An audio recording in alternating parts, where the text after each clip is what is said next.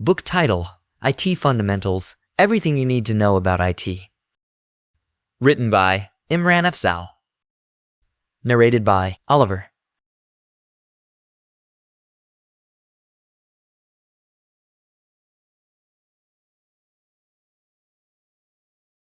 Chapter 1.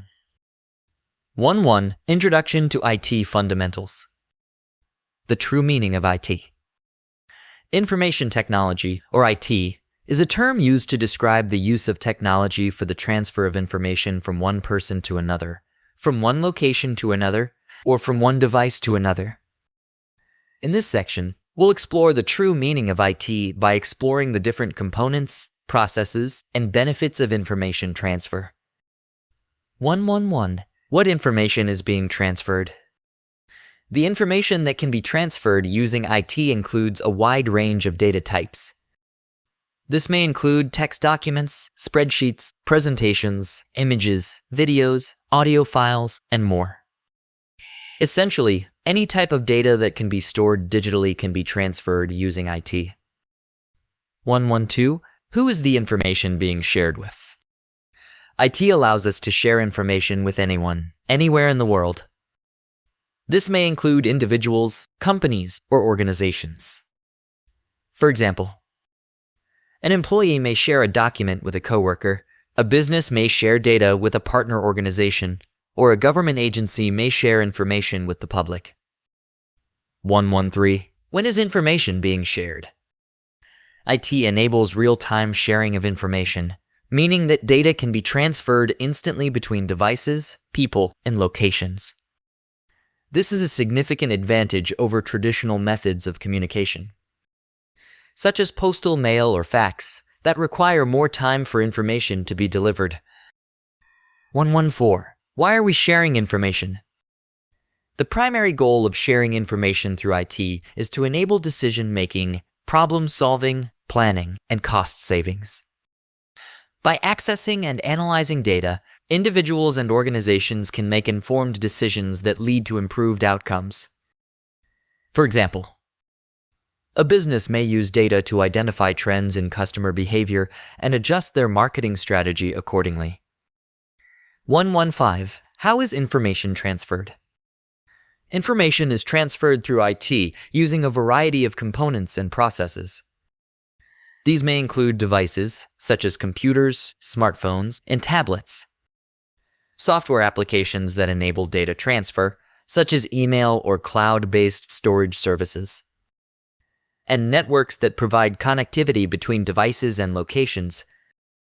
Additionally, data security and privacy are critical components of IT, with encryption, firewalls, and other security measures used to protect data from unauthorized access or theft. IT is a critical component of modern communication and information sharing. By understanding the true meaning of IT, individuals and organizations can leverage technology to improve decision-making, productivity, and efficiency. 1.2. Importance of IT. In a world where technology is important, IT is crucial to know about information technology. This section explains why learning the basics of IT is necessary for everyone and how IT can affect your personal and professional life. 1.2.1. The basics of IT. Let's start by understanding why knowing about information technology is important. Whether you're a tech expert or just someone who wants to make good choices in the digital age, having a basic understanding of IT is crucial. Here's why. When you're thinking about buying a new computer, it's essential to know about its important parts like memory, CPU, and processing speed. This knowledge helps you make a smart decision when you buy it. The same idea applies when you're thinking about getting a new smartphone. It would help if you thought about things like storage space, memory, CPU, and maybe even the camera quality or how fast the apps run. All of these things are part of the basic stuff you should know about in IT. But it doesn't end just with that. IT knowledge can be used for much more than just choosing personal technology. 1.2.2. Influence on various professions. Now, let's think about different work situations. If you work in the medical field, You might come across big scanning machines like MRIs and CT scanners. It's important to know how these machines work, even if you're not a technician. If you understand the basics, IT can really help you in your job as a medical professional. The same idea applies to finance. In accounting, you use computer programs. Imagine a scenario where you're working with financial reports worth millions of dollars, and your computer is running slow or crashes. Having some knowledge about information technology basics can be a lifesaver to fix the issue. 1, 2, 3. The IT career path. If you want to work in IT, you don't just need the basics, you need a comprehensive understanding. This book is designed to provide you with deep knowledge to understand IT well so you can be good at IT. But what if you're coming from a different profession and want to switch to IT? Well, this is a fantastic career path for people from different jobs. There are lots of opportunities where IT offers endless opportunities, and this book will serve as your guide to exploring them. 1, 2, 4. IT and business. Now, let's talk about starting a business. If you're starting a business for the first time, you need to understand your point of sale systems, the necessary applications, and the resources required. Whether you're setting up HR or accounting systems or implementing timesheets, you'll need various applications. All these processes rely on technology. Understanding the concepts of local hosting, cloud services, and other IT-related terms is essential for managing your business efficiently. 1, 2, 5. The side hustle. Let's discuss the side hustle. When you learn IT, you'll also discover various ways to make money. As this field offers numerous part-time opportunities alongside full-time employment. Many people seek freelancers or short-term project collaborators, and you can market your services effectively on platforms like Upwork.com or Fiverr.com, among others. As you develop your IT skills, you can earn passive income through these platforms. 1, 2, 6. Benefits of IT in everyday life. IT has many benefits in our everyday lives. Here are a few examples. Communication and collaboration. IT makes it easy to communicate and collaborate with others, both inside and outside of our work or school environment. We can use email, instant messaging, video conferencing, and other IT tools to stay connected with friends, family, colleagues, and classmates. Learning and growth. IT provides us with access to a vast amount of information and resources. We can use the internet to learn new skills, explore different interests, and stay up to date on current events. IT also makes it possible to take online courses and earn degrees from accredited universities. Problem solving and decision making. IT can help us to solve problems and make better decisions. For example, we can use spreadsheets to analyze data and make financial projections. We can also use software applications to automate tasks and improve our efficiency. Entertainment. It provides us with a variety of entertainment and leisure options. We can use the internet to watch movies and TV shows, listen to music, play games, and read books and articles. IT also makes it possible to stream live events and connect with other people who share our interests. 1, 2, 7. The impact of IT on global challenges. IT is also playing an increasingly important role in solving global challenges. Here are a few examples. Climate change. IT is being used to develop new technologies to combat climate change, such as renewable energy sources and energy-efficient devices. IT is also being used to monitor the effects of climate change and to develop adaptation strategies. Healthcare. IT is being used to improve healthcare delivery in a number of ways. For example, IT is being used to develop new medical treatments and devices to improve patient records and communication between healthcare providers and to provide telemedicine services. Poverty. IT is being used to reduce poverty in a number of ways. For example, IT is being used to provide access to financial services, improve education and job training opportunities, and connect people with markets to sell their goods and services. In this section, we've laid the foundation for understanding why IT is essential in today's world.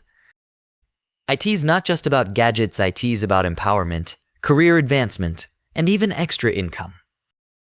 As we move forward in this book, we'll explore deeper core IT concepts, ensuring you're well prepared for the potential of information technology. So, keep reading as we explore the world of IT together. 1.3. What is a computer? In today's digital age, computers are an important part of our lives. We use them for work, entertainment, communication, and so much more. But what is a computer, really? Let's explore this fundamental question of a computer. By the end of this section, you'll have a comprehensive understanding of the role computers play in the world of information technology. 1.3.1. Defining a computer. A computer is a machine that can be instructed to carry out sequences of automatic or logical operations automatically via computer programming. Modern computers have the ability to follow a generalized set of operations called programs. These programs enable computers to perform an extremely wide range of tasks. But let's make this idea even more accessible. A computer is an electronic machine that manipulates information or data. It can store, retrieve, and process the data. 1.3.2. My definition. Computer is a device that moves information from one person to another and one location to another. In practical terms, a computer is used to run desired applications that are needed for personal and professional reasons. 1.3.3. The role of a computer. Consider this. When you power up your computer, what's the first thing you typically do? You launch an application, right? Whether it's Microsoft Word, Excel, a game, or a web browser. These applications are really important for your computer. They serve as tools for both personal and professional purposes, streamlining various tasks and making life more efficient. Applications make computers do things automatically, making tasks easier. They're like the brains of a computer, making it useful. Without application, a computer is just like a piece of brick. 1.3.4. Example of computer applications. Computers are utilized in numerous applications, which we'll explore in detail in chapters 4 and 5. For now, let's briefly examine some examples of applications running on computers. Business. Computers are used for business tasks, such as word processing, spreadsheets, presentations, and financial analysis. Computers are also used for business communication tasks, such as email, instant messaging, and video conferencing. Education. Computers are used in schools and universities for teaching and learning. Computers are used to deliver online courses, provide access to educational resources, and create and deliver interactive learning materials. Entertainment. Computers are used for entertainment purposes such as playing games, watching movies, and listening to music. Computers are also used to create and share entertainment content, such as videos, music, and games. Communication. Computers are used to communicate via email, social media, and video conferencing. Computers also make it possible to communicate with people all over the world in real time. Science and engineering. Computers are used for scientific research and engineering design. Computers are used to run simulations, analyze data, and design complex systems. 1.3.5. Benefits of using computers. Computers offer a number of benefits, including increased productivity. Computers can help people to be more productive by automating tasks and providing efficient tools for completing work. For example, computers can be used to automate data entry tasks, create presentations, and generate reports. Improved communication. Computers make it easy to communicate with people all over the world. This can be beneficial for businesses, students, and individuals alike. For example, computers can be used to send email, participate in online meetings, and collaborate on projects with people in other countries. Access to information. Computers provide access to a vast amount of information on the internet. This information can be used for educational, research, and entertainment purposes. For example, computers can be used to research topics for a school paper, find information about a product or service, or watch a movie. Educational opportunities. Computers make it easy for students to collaborate on projects and assignments. For example, students can use online tools to share documents, work on presentations together, and communicate with each other. 1-4 computer language, 0 and 1 concept. In our world, we use many different languages to convey thoughts, ideas, and information. But what language does a computer use? Well, when you start learning about IT, it's important to know that computers use a very basic language. They communicate using just two symbols, 0 and 1. 141, the binary language. Computers don't understand languages like English, French, Chinese, or any other. They exclusively speak the language of zeros and ones, known as binary language. All characters are represented as numbers on the hard disk.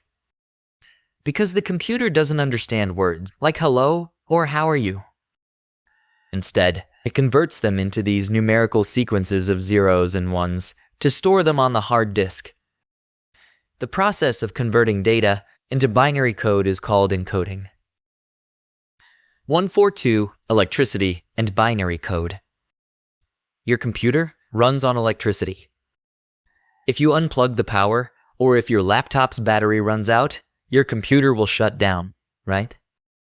To transmit and save data, the computer actually uses zeros and ones. This concept comes from electricity. 0 means off, and 1 means on. You've probably seen the 0 and 1 on a switch. If you look at a switch in your house, you'll see either a 1 on top or at the bottom, depending on your geographic location. 1 means on and 0 means off. We all know how switches work. Similarly, the computer uses zeros and ones to send, save, or transfer data. The language of computers is grounded in this fundamental on-off binary system. For computers to send and receive data effectively, they use these zeros and ones. Think of it as a universal language of switches that all computers understand. 143, translating words into binary. Now, moving on, let's explore how your computer translates a word, such as hello, into the binary language it understands. Computers have a reference chart known as a binary code chart, where each English letter is associated with a specific binary number. For instance, A corresponds to 1001, B to 1010, and so on. Suppose you're typing hello on your keyboard. Your computer's operating system, with its binary chart, knows that H corresponds to 1000, E to 1001, L to 101111, and O to another unique sequence. When combined, these binary numbers form a sequence of on-off, on-off, on-off, on-off. This is how your computer translates and moves data from your keyboard to your hard disk. 144. The role of ASCII. You may have heard of ASCII, which stands for American Standard Code for Information Interchange. ASCII is pronounced as ASCII. ASCII acts as an intermediary between the characters on your keyboard and binary code. It assigns a numerical value to each character, digit, and symbol you see on your keyboard. Back in the 1960s, as computers were being developed, it became clear that they needed a common standard for communication. So, they came up with ASCII and assigned a number to each character, which was then translated into binary. The chart includes columns for decimal, binary, octal, hex, and ASCII values. For instance, H has an ASCII code of 72, which translates to binary as 010s and 10s. This system allows the computer to understand and process characters through their respective numerical representations. This thing was introduced in many countries, in many languages. So, a lot of different symbols and characters were introduced because there are so many languages in the world. 145. Hexadecimal encoding. The first time the computer was introduced, it only understood the English language and used something called ABC. They didn't initially think about needing different ways to translate other languages, but they later came up with a method called hex. For example, when you type in Chinese, each Chinese character can be represented by a number, similar to how the American Association assigned numbers in ASCII. They then convert these numbers in hex into binary. So, the key point here is that computers can only understand two things: 0 and 1, which are represented as binary code. 146. Binary code in the real world. Binary code is used in all sorts of digital devices, including computers, smartphones, tablets, and cameras. It is also used in data communication networks, such as the internet and cellular networks. Here are some specific examples of how binary code is used in the real world. When you type a word on your keyboard, your computer converts it into binary code using an ASCII table. Each letter, number, and symbol has a unique ASCII code. For example, the ASCII code for the letter A is 65. When you save an image on your computer, the image is converted into binary code and stored on your hard drive. The binary code for an image represents the color and brightness of each pixel in the image. When you watch a video on YouTube, the video is streamed to your computer in binary code. The binary code for a video represents the brightness and color of each pixel in the video, as well as the audio data. When you send an email, the email is converted into binary code and sent over the internet. The binary code for an email represents the text of the email addresses of the sender and receiver, and other information.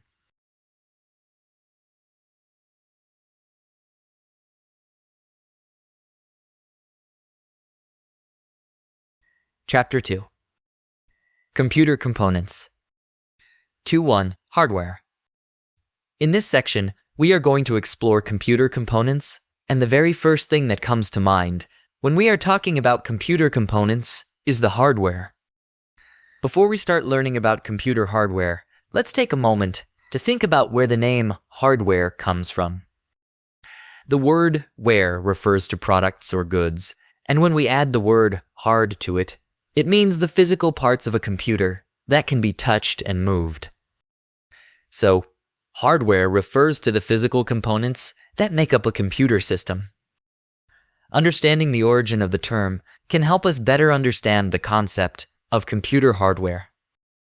2.1.1. The definition of computer hardware. According to Wikipedia, computer hardware includes the physical parts of a computer, such as a case, central processing unit, monitor, mouse, keyboard, computer data storage, graphic card, sound card, speakers, and motherboard. 2.1.2. A simplified definition. To make it even simpler, when someone asks you, "What is computer hardware?" you can respond by saying that anything within a computer that you can physically touch qualifies as hardware. Conversely, if you cannot touch it, it falls into the categories of software or firmware. It's a straightforward definition. 2.1.3. The elements of computer hardware. Computer hardware includes the real, physical parts that make up a computer system. These parts are the case, the protective enclosure housing all internal components, the central processing unit, the brain of the computer residing within the case, peripherals, external devices like the monitor, mouse, and keyboard, data storage devices. hard disks, external drives, and other data repositories. Graphics cards. Responsible for rendering images and graphics. Sound cards. Dedicated to processing and producing audio signals. Speakers. Output devices that convert electrical signals into sound waves. The motherboard. The central circuit board that interconnects all components. These elements collectively constitute computer hardware. 214. Identifying your hardware.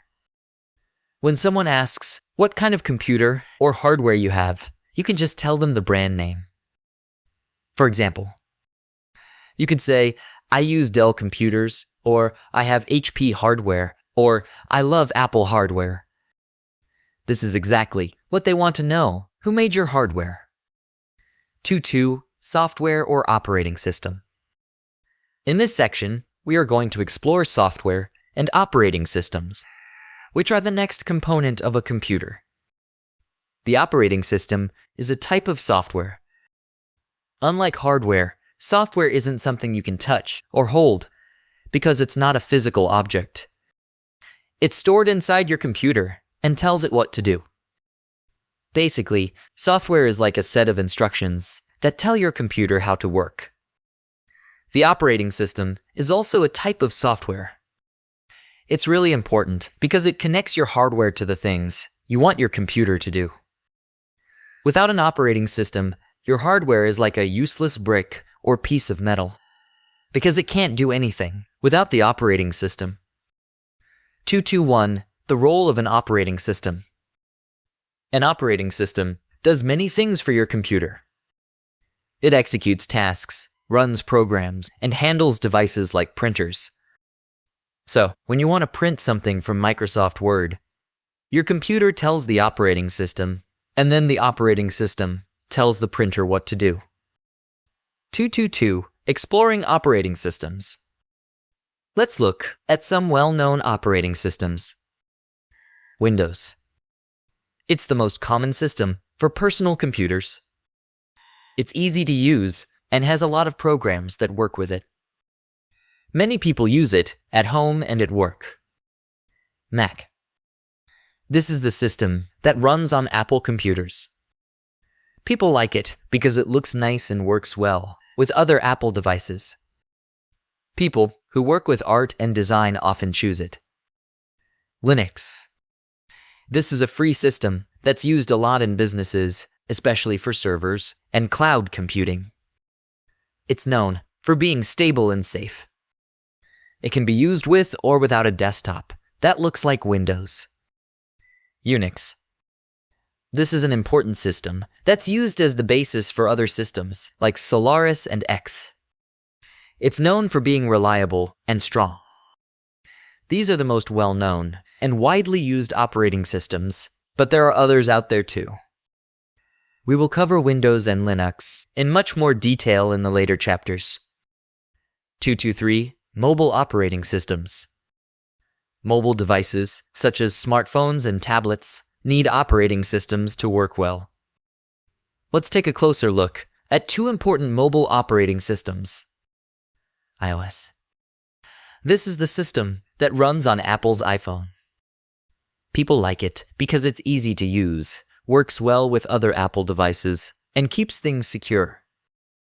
Android. This is the most popular system for mobile devices, and it's used on many different types of phones and tablets. People like it because it can be customized in many ways, and there are lots of apps available for it. 224. The operating system in action. To grasp how an operating system functions, let's visualize it through the following image. At the core, we have the hardware of your computer. Layered on top of it is the operating system. Above the operating system, we have various application programs running. And who operates these applications? None other than you, the user. Let's simplify further. Picture your computer at the base, with the operating system on top. Consider an example where we're using the Windows operating system. When you power up your computer, the operating system springs into action. Subsequently, you might need to use applications like Microsoft Excel, Word, and web browsers such as Firefox. You, the user, are the one employing these applications. In this way, the operating system acts as a bridge between your commands, the applications, and the hardware, seamlessly facilitating communication and execution. 2.3. Application software. In this section, we will explore the world of applications. From the image you see, you'll notice that there is a second layer of the image where the application runs on top of the operating system. General users access these applications, making them a major component of modern computers. 2.3.1. What is an application? An application, also known as an app, is a program or a combination of programs that are designed to help users perform specific tasks. These applications can be found in various forms and serve different purposes. Let's explore some examples to gain a better understanding. 2.3.2. Microsoft Office Suite.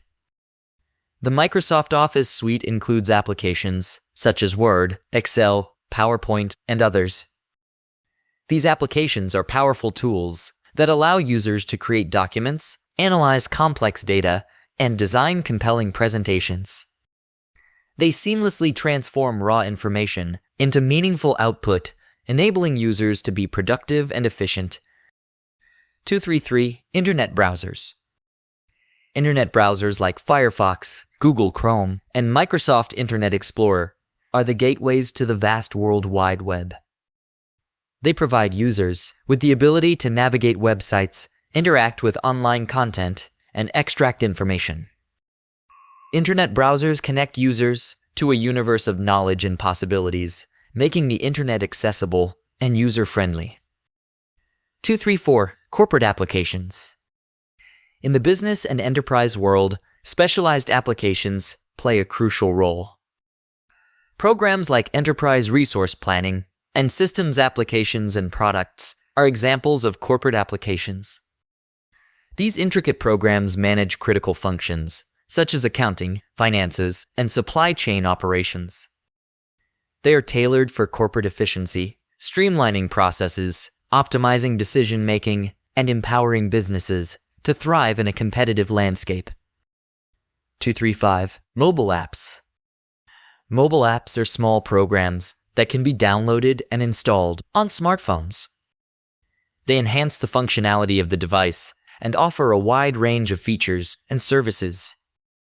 Mobile apps can be found on platforms like the Apple Store or Samsung Store.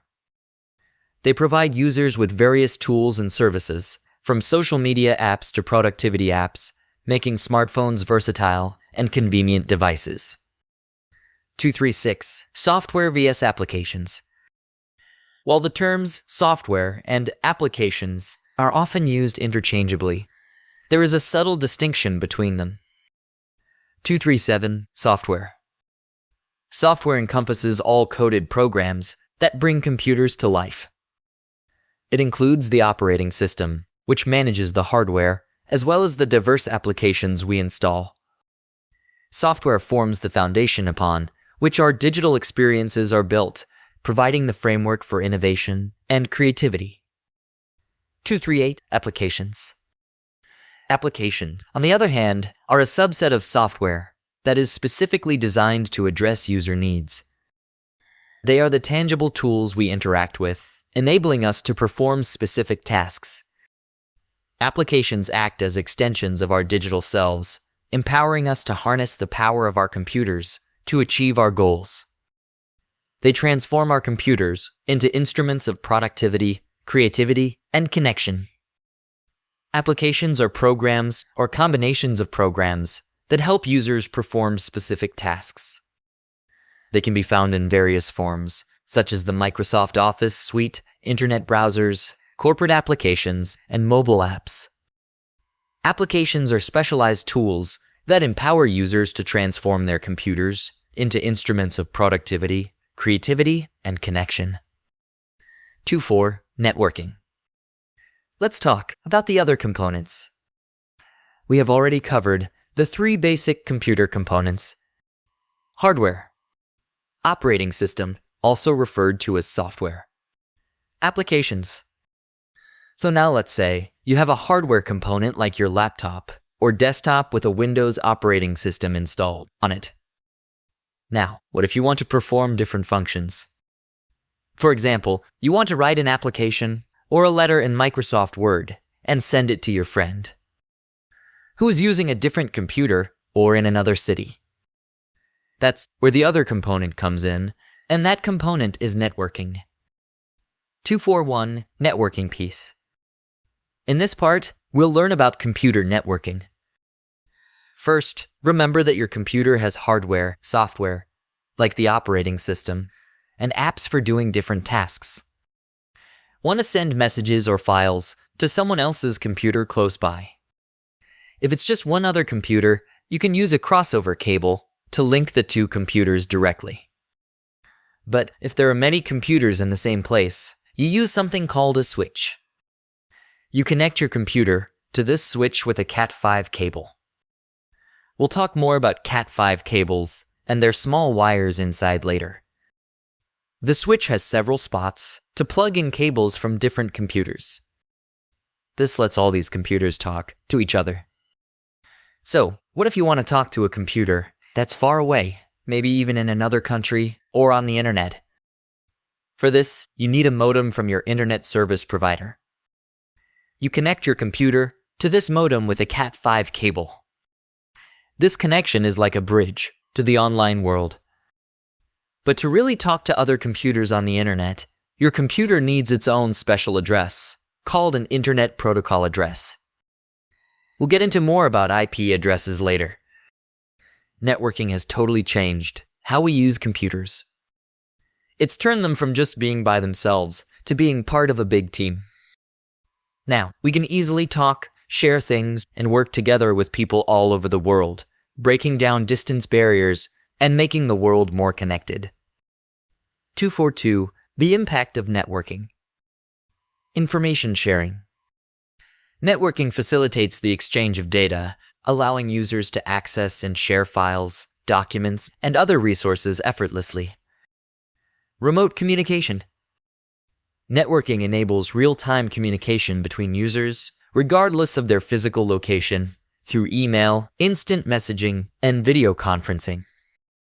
Collaborative projects.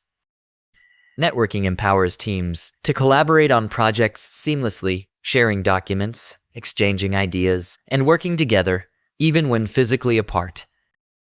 Global connectivity. Networking connects individuals and organizations worldwide, fostering a global community, where information and ideas flow freely. Networking has become an indispensable tool in today's world, underpinning the digital infrastructure that powers communication, commerce, and innovation. 2.5. Databases. In this section, we are going to explore databases. The database is another component of IT, or computers. Before we understand what a database is, let's first separate data from the base. 251. So what is data? Well, data is a collection of facts, which can include numbers, words, measurements, observations, or descriptions of things. For example, your name, age, height, weight, and more are examples of data related to you. Files like pictures, images, PDFs, etc. can also be considered as data. 252. Exploring the base. Now, let's understand what the base means. The base is like a system, a foundation, or a central hub where all the data comes together. 253. Defining databases. With these concepts in mind, let's define what a database is. A database is an organized and systematic collection of data, typically stored and accessed electronically within a computer system. Databases significantly simplify data management tasks. Now, you might wonder why we need databases when we can store data in spreadsheets or text documents. 254. Efficiency of database storage. Databases store information more efficiently compared to flat files. Databases can handle vast volumes of data that would be unmanageable in a spreadsheet. Unlike spreadsheets, databases do not have record limitations, and they require significantly less hard drive space for data storage. Moreover, databases make joining records easier compared to text or spreadsheet files. For instance, if you have one spreadsheet containing ages and another with names and addresses of users, combining this data into a single record is much simpler with databases. This process is streamlined by running SQL statements to join records. 255. Database retrieval. Retrieving data from a database is more efficient and convenient than dealing with flat files. By using databases, you can efficiently manage and retrieve data, making it a crucial tool for various applications. That's why databases play a vital role in modern data management. 256. Importance of modern data management. Databases have firmly established their position as the cornerstone of modern data management, empowering organizations to efficiently store, retrieve, and manipulate information. Their versatility and efficiency make them indispensable assets in a world driven by data. From powering complex business applications to supporting scientific research, databases have revolutionized the way we interact with information. As technology advances and data volumes continue to explode, databases will undoubtedly remain at the forefront of data management, providing the foundation for a future where information is seamlessly organized, readily accessible, and effortlessly utilized. 257. Expanding database additional insights. Data integrity and security. Databases play a crucial role in ensuring data integrity and security, employing sophisticated mechanisms to protect data from unauthorized access, corruption, or loss. Data analysis and insights. Databases provide a powerful platform for data analysis, enabling organizations to extract valuable insights from their data, driving informed decision-making and strategic planning. Scalability and adaptability. Databases are remarkably scalable, adapting to ever-increasing data volumes and evolving business needs. They can seamlessly handle growing data demands without compromising performance. The database ecosystem. A rich ecosystem of database tools and technologies exists, providing a wide array of options for database management, optimization, and integration with other systems. The future of databases. As data volumes continue to surge, databases will evolve to meet the demands of emerging technologies, like artificial intelligence, machine learning, and big data analytics. Databases are the backbone of modern data management, providing a robust and efficient framework for organizing, storing, retrieving, and analyzing data. Their versatility and adaptability make them indispensable tools for a wide range of applications, empowering organizations to harness the power of data and drive innovation in the digital age. 2.6. Storage. In this section, we are going to explore storage. Storage is an important component of IT and plays a vital role in data management. Let's begin by unraveling the concept of storage. I'm sure you're familiar with the idea that storage is where your computer saves data. When you shut down your computer, all that data is preserved.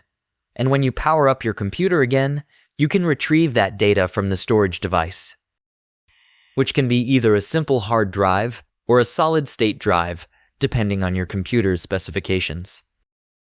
Now, storage can be categorized as internal or external. Internal storage is, as the name suggests, located inside the computer, whereas external storage is separate from it.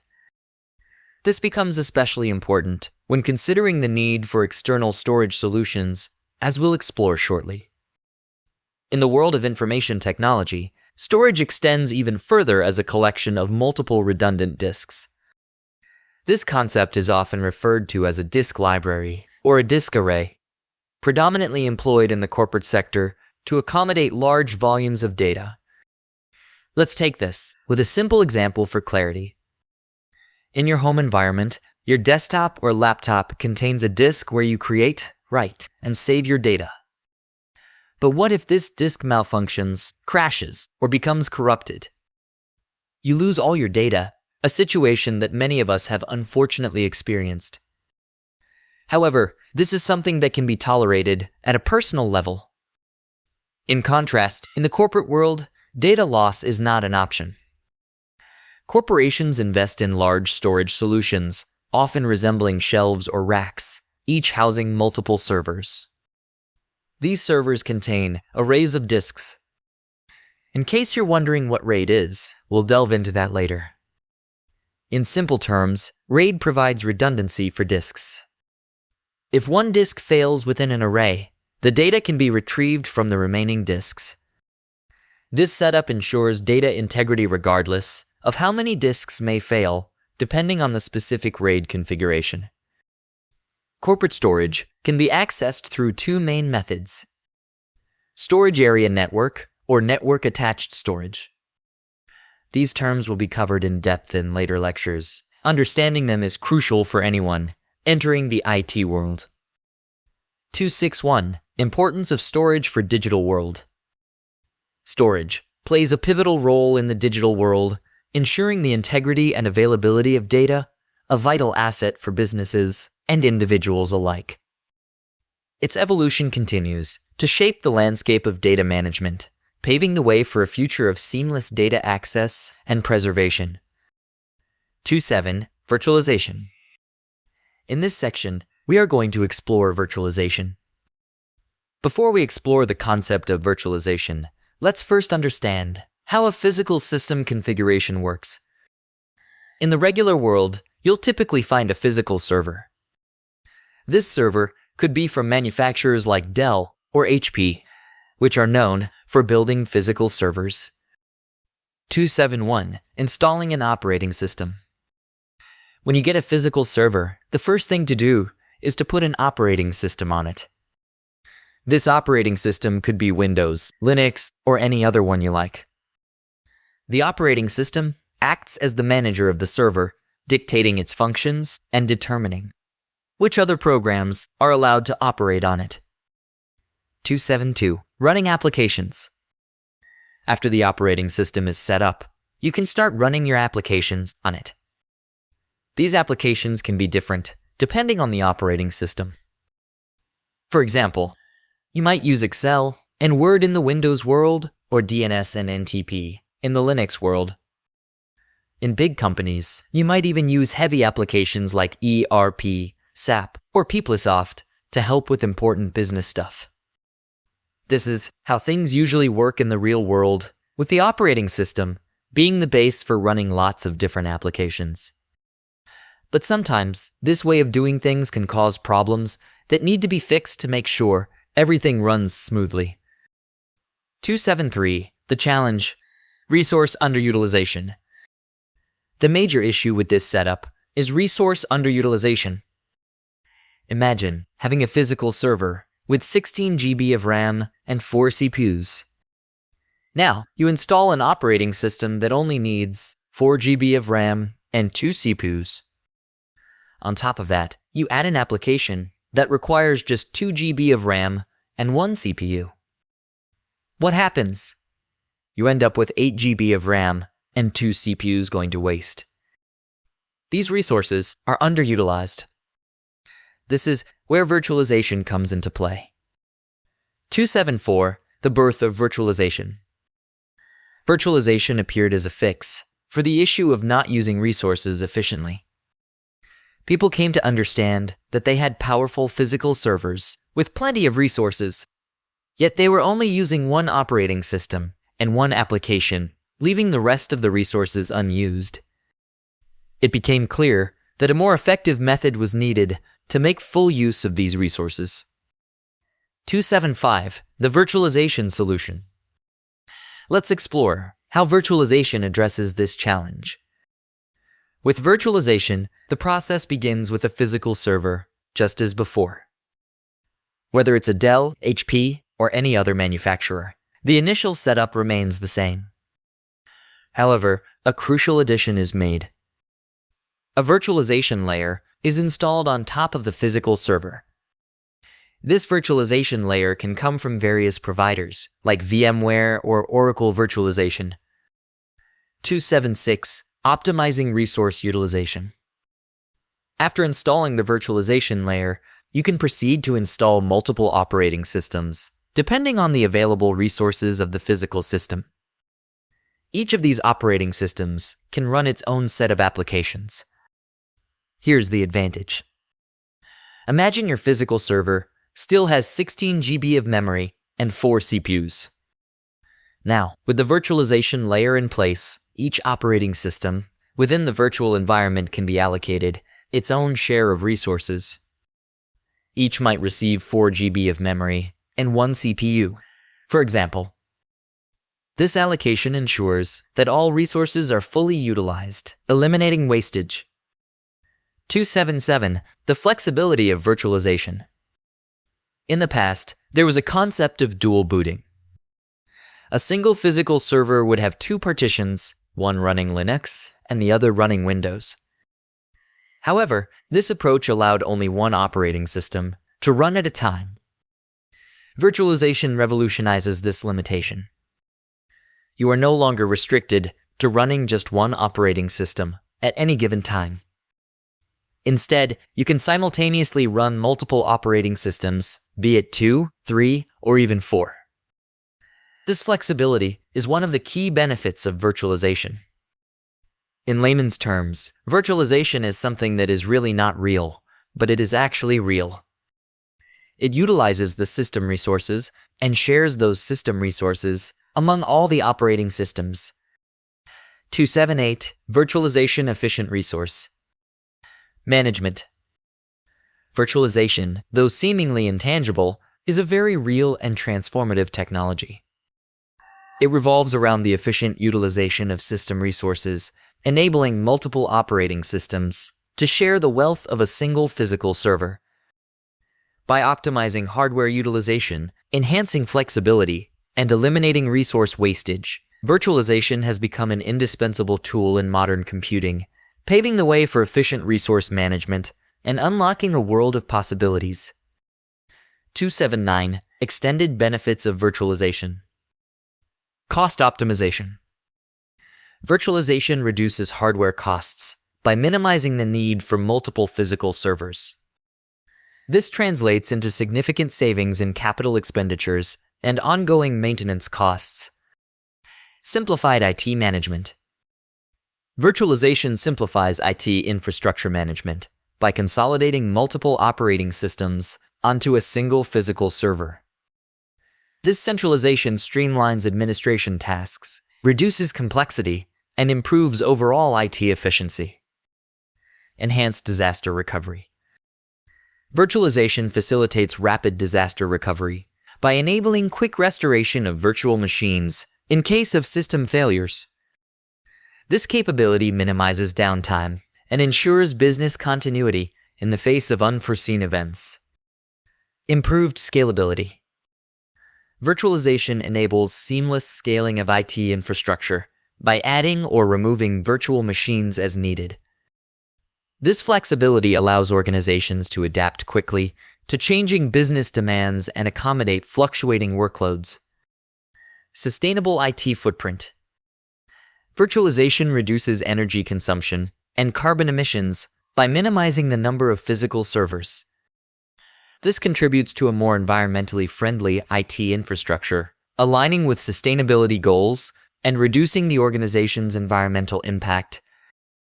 Virtualization has revolutionized the way organizations manage and utilize hardware resources, transforming the landscape of IT infrastructure.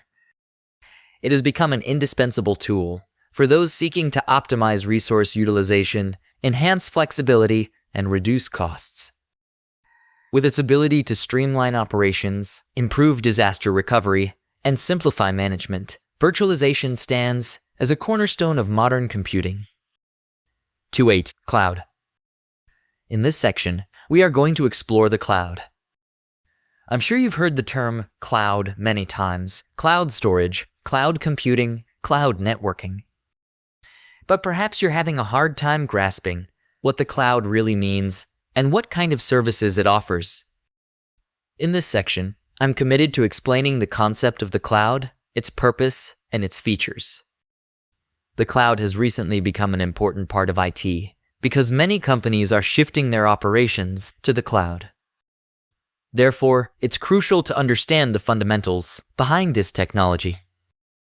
281. Definition of the cloud. Cloud computing is the on-demand availability of computer system resources, especially data storage and computing power, without direct active management by the user. The term is generally used to describe data centers accessible to many users over the internet. For those unfamiliar with the concept of a data center, it's a dedicated facility where companies house their IT resources, including hardware, networking equipment, and servers. Think of it as a technology hub for a company. Now, let's explore the specifics of how we can differentiate the cloud from a traditional data center. In a regular data center, like the one your company might have, you'd typically find servers. These hardware components are managed by data center technicians or hardware specialists. On top of the servers, there are operating systems, which are typically managed by system administrators within your company. Then, there are various applications running on these operating systems, such as Oracle or other software specific to your business needs. Managing these applications requires a team of users with expertise in those areas. Data centers also have house networking equipment like firewalls, routers, and switches. These devices are essential for ensuring that servers can communicate effectively. This networking gear is managed by network administrators or security specialists. Furthermore, if you're running applications, you'll need reliable and redundant storage. External storage arrays are attached to your servers, and these storage systems are maintained by storage administrators. As you know, maintaining a traditional data center requires hiring numerous IT professionals to keep everything running smoothly. Now, let's shift our focus to the cloud. The cloud companies came up with this concept of cloud in the cloud. Cloud providers offer a similar setup to your company's data center, but there's a key difference. You don't need to know where their data center is located. It could be anywhere in the world, and you don't have to worry about it. All you need is access to their cloud services.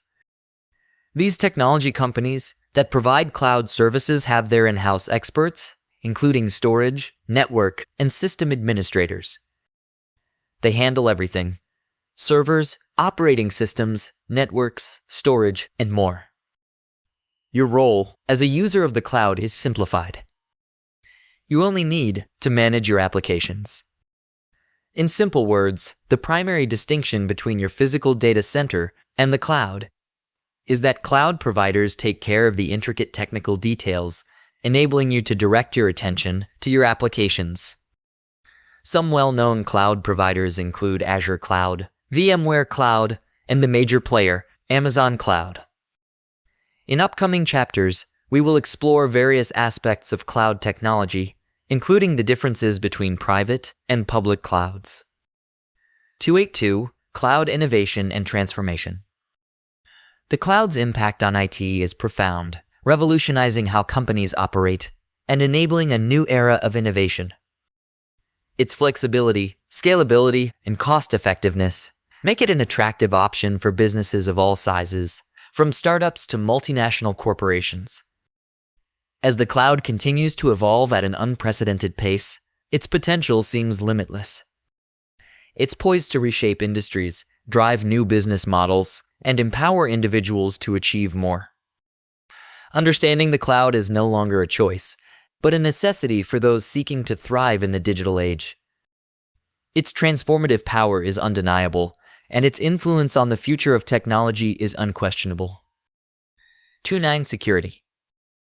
In this section, we are going to explore security. Security is another essential component of IT when we discuss all these different aspects. Please make sure we are not overlooking security, which is also one of the most crucial aspects of IT. 291. Definition of IT security. Security can be referred to as computer security, cybersecurity, or IT technology. Security is the protection of computer systems and networks from information disclosure, theft, or damage to their hardware, software, and electronic data, as well as from the disruption or misdirection of the services they provide.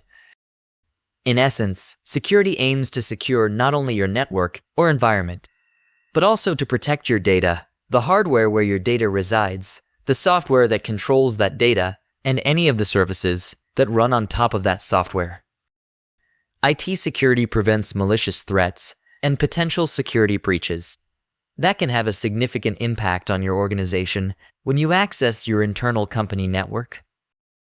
IT security helps ensure that only authorized users can access and make changes to sensitive information residing there.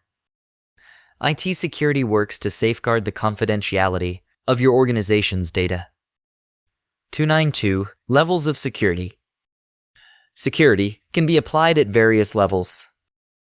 Hardware, operating system, application, network, storage, database, and virtualization or cloud. Security is needed across all of these components, and it envelops all these aspects, which we will explore deeper in later chapters. In our upcoming chapters on broader security topics, we will cover security threats, methods of security breaches, types of security breaches, and different ways to protect our computers. 293. The multifaceted nature of IT security. The scope of IT security extends far. Beyond simply securing networks, it encompasses a holistic approach that safeguards every layer of the IT infrastructure, ensuring that no aspect is left vulnerable. This comprehensive approach includes hardware security, implementing physical security measures to protect devices and components from theft, damage, or unauthorized access, ensuring the integrity of the physical infrastructure. Operating system security, fortifying the underlying software that controls computer systems, addressing vulnerabilities, and preventing intrusions, thereby safeguarding the core software foundation. Application security, ensuring the integrity of software applications, mitigating risks of malware and exploitation, and preventing unauthorized access to sensitive data, thereby protecting the applications that drive business processes. Network security, shielding the interconnected systems and communication channels from unauthorized access, malicious attacks, and data breaches, ensuring the confidentiality and integrity of data in transit. Storage security, safeguarding data stored on physical or cloud-based systems, preventing unauthorized access, modification, or deletion, and protecting the organization's valuable data assets. Database security, protecting the integrity and confidentiality of structured data stored in databases, preventing unauthorized access, manipulation, or destruction, and ensuring the reliability and availability of critical business information. Virtualization and cloud security, securing virtualized environments and cloud-based infrastructure, mitigating risks associated with shared resources and remote access, and addressing the evolving security challenges of modern IT infrastructure. 294. Levels of security. IT security operates at multiple levels, encompassing a comprehensive strategy that addresses vulnerabilities and threats across the entire IT ecosystem.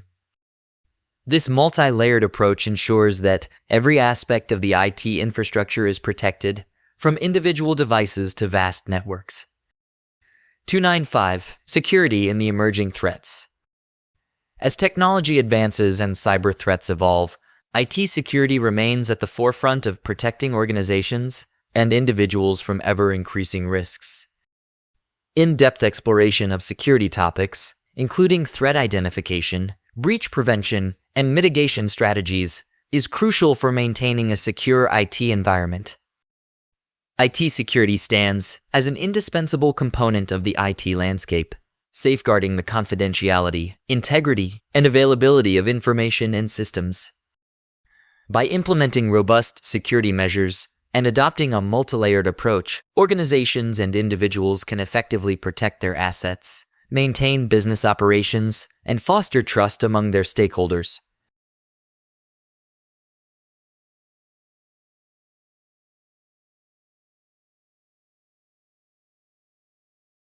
Chapter 3. Hardware. 3.1 Different types of computers. In today's digital age, computers have become an integral part of our lives. They are used in various fields such as education, business, healthcare, entertainment, communication, and many more. Computers have come a long way since their inception and have evolved into different types to cater to different needs. In this section, we will discuss the different types of computers available in the market and their functionalities. 3.1 Personal computers. Personal computers are the most common type of computers that are used for personal or individual use. In 1981, IBM introduced the first personal computer, which they called IBM PC. PCs are best suited for internet surfing, running small applications, and playing games. They can run Windows, Linux, or Mac as an operating system. PCs are available in different forms such as tower, mini tower, and all-in-one. 3.1 Desktops. Desktops are similar to PCs, but when you place them on top of your desk, they become desktops. They are best suited for individuals who need a computer with a larger screen and more processing power. Desktops are available in different configurations, such as tower, mini tower, and all-in-one. They are also more customizable than laptops and offer better cooling options. 3.1 Laptops. Laptops are similar to desktops, but they offer more mobility. They are designed to be lightweight and portable, making them ideal for travelers. Laptops have all the functionalities of a desktop, and they can perform all the functions that a computer can offer. Laptops are available in different configurations, such as Ultrabooks, 2-in-1s, and gaming laptops. They are also available in different sizes, such as 11 inches, 13 inches, 15 inches, and 17 inches. 3.1 Workstations. A workstation is a desktop computer that has a more powerful processor, additional memory, high-end graphics adapters, and an enhanced capability for performing high-end tasks. Workstations are typically used by big companies or corporate companies for their employees. They are used for tasks such as video editing, 3D modeling, and scientific simulations. Workstations are available in different configurations, such as tower and rack mount. 3.1 Notebooks. Notebooks are similar to laptops, but they are more sleek and lightweight. They have screen sizes of 15 inches or less, and typically weigh less than 5 pounds. Notebooks are best suited for individuals who need a lightweight and portable computer. Notebooks are available in different configurations, such as Ultrabooks and Chromebooks. They are also available in different sizes, such as 11 inches, 13 inches, and 15 inches. 3.1 Mobile handheld computers. Mobile handheld computers are small and portable computers that can be held in one's hand. Examples of mobile handheld computers are smartphones, tablets, and iPads. These computers are mostly used for very small applications, such as checking emails, browsing the internet, and playing simple games. Mobile handheld computers are available in different sizes, such as 4 inches, 7 inches, and 10 inches. 3.1 Servers. A server is a computer that provides services to other computers or devices on a network. Servers usually have powerful processors, a lot of memory, and large hard drives. They are typically racked horizontally on a computer shelf at a data center and used by big companies for their employees. Some of the big manufacturers of servers are HP, Dell, Cisco, IBM, and others. Servers are available in different configurations, such as tower, rack mount, and blade. 3.1 Mainframes. Mainframes were huge computers that could fill an entire room, or even a whole floor in the early days of computing. However, as computing power increased, mainframes became more like a server. Nowadays, servers can perform the same functionality as the mainframe. Mainframes are still used in some industries, such as banking and finance. They are used for tasks, such as processing large amounts of data and running critical applications. 319. Supercomputers. Supercomputers are high-performance computers that are used for complex scientific calculations and simulations. They are composed of multi-high-performance computers working in parallel in a single system. Supercomputers are expensive and can cost hundreds of thousands or even millions of dollars. Supercomputers are used in various fields, such as weather forecasting, astrophysics, and molecular modeling. Understanding the different types of computers available in the market can help individuals and companies choose the most suitable computer for their needs. Each computer has its own functionalities and applications. Personal computers, such as PCs, desktops, laptops, and notebooks, are best suited for personal use. Workstations, servers, and mainframes are best suited for corporate or business use. Mobile handheld computers, such as smartphones, tablets, and iPads, are best suited for small applications. Supercomputers are used for complex scientific calculations and simulations. 3.2. RAM.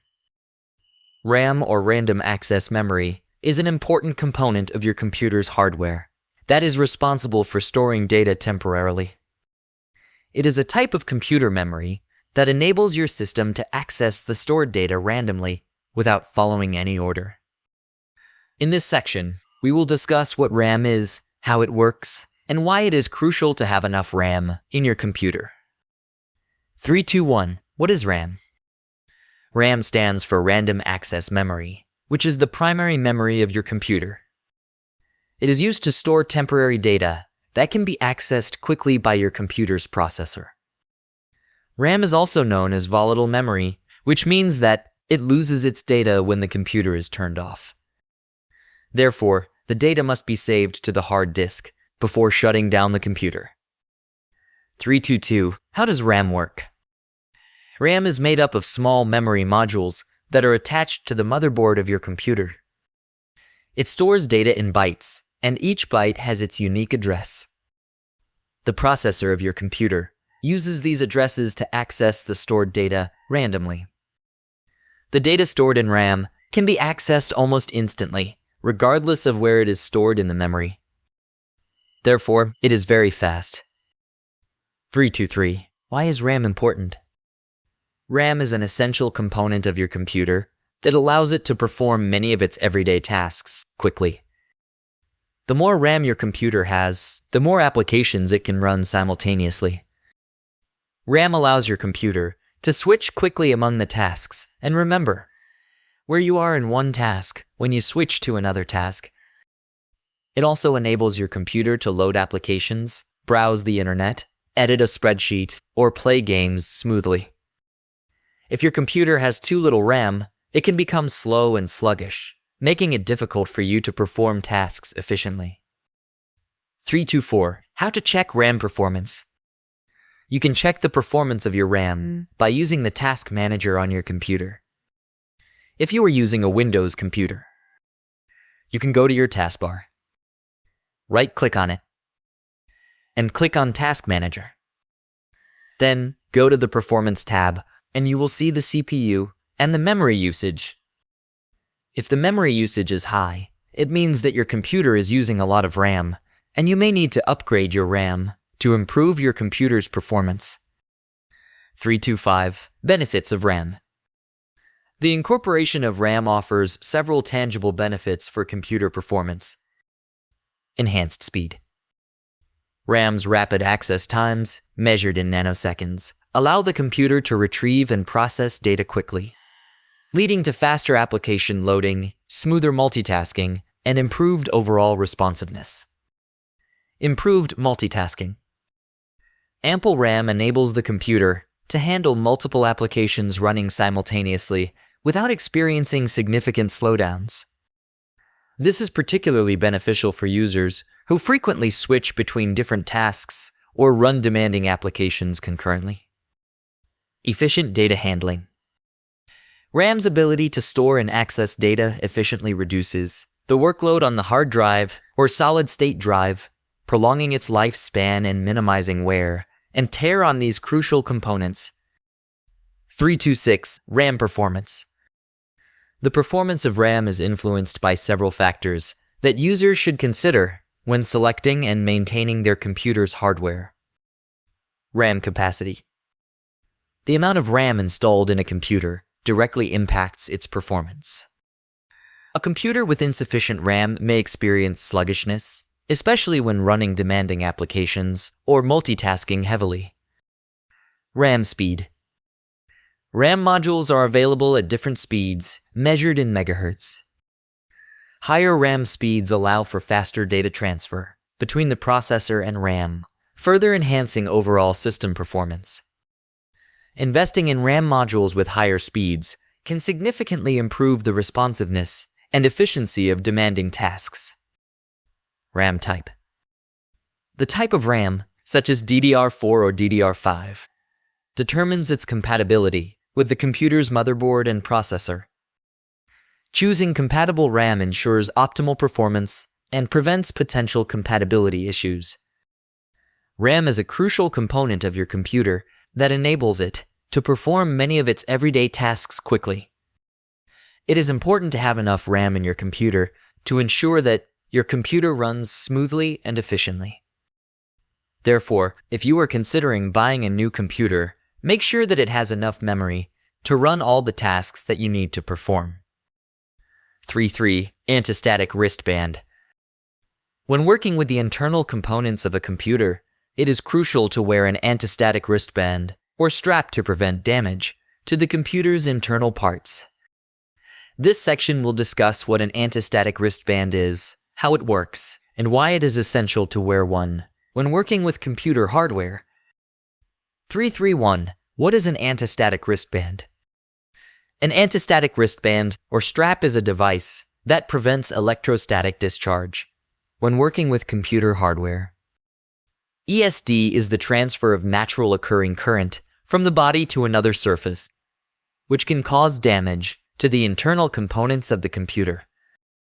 An anti-static wristband is a simple and effective way to prevent ESD and protect the computer's internal parts. 3.3.2. How does an anti-static wristband work? An anti-static wristband works by grounding the body to prevent the buildup of static electricity. The wristband is made of a conductive material that allows static electricity to pass through it and into the ground.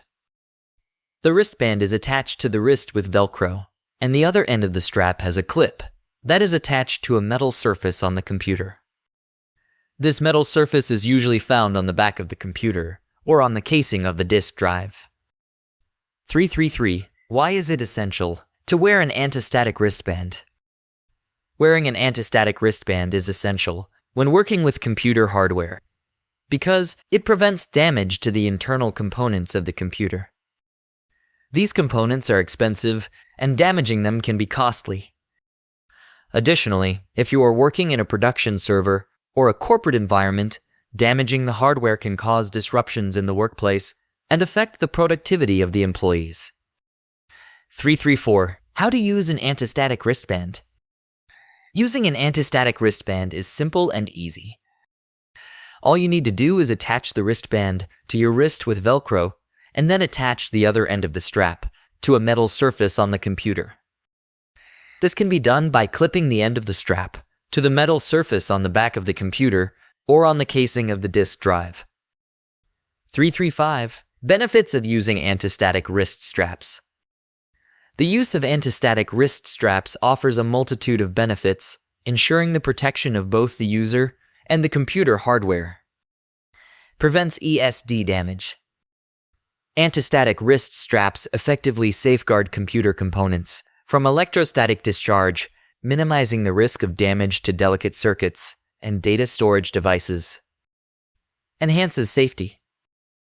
By dissipating static charge, anti-static wrist straps reduce the risk of electrical shocks to the user, ensuring a safer working environment. Protects investments. Computer hardware represents a significant investment, and anti-static wrist straps play a crucial role in preserving the integrity of these valuable assets. 336. When to use anti-static wrist straps.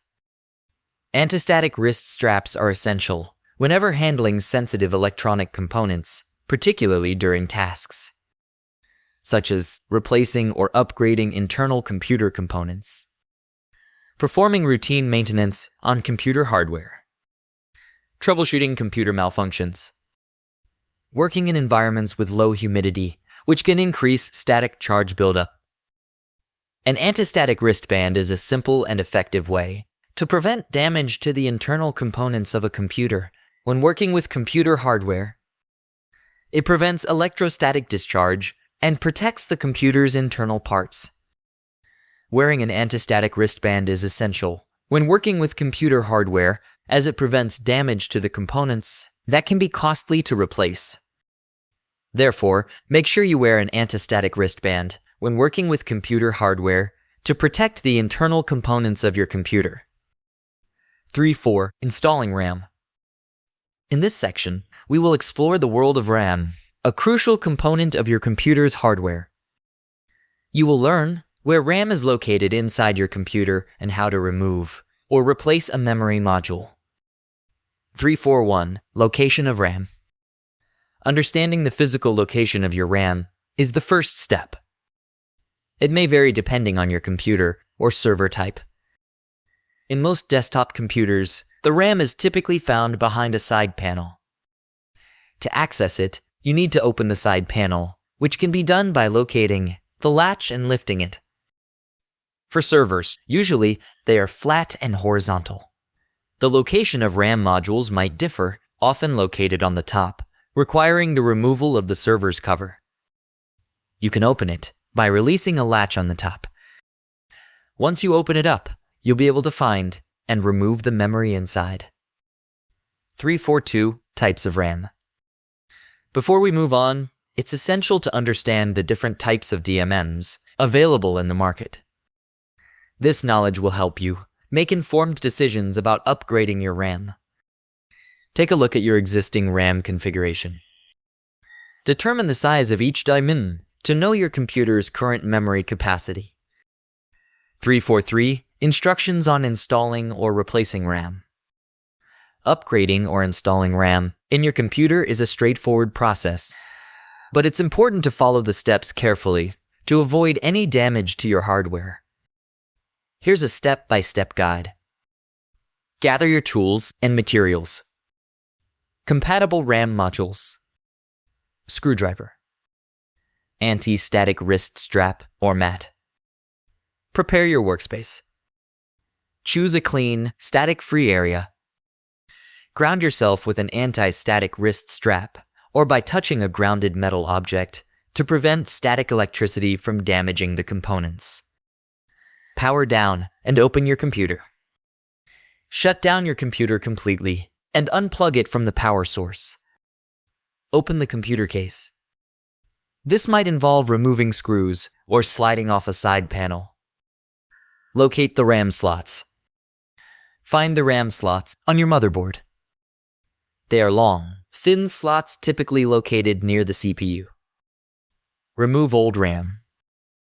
To remove existing RAM, gently press down on the clips at either end of the RAM slot. The RAM module will pop up slightly. Carefully pull the RAM module out of the slot, holding it by the edges. Install new RAM.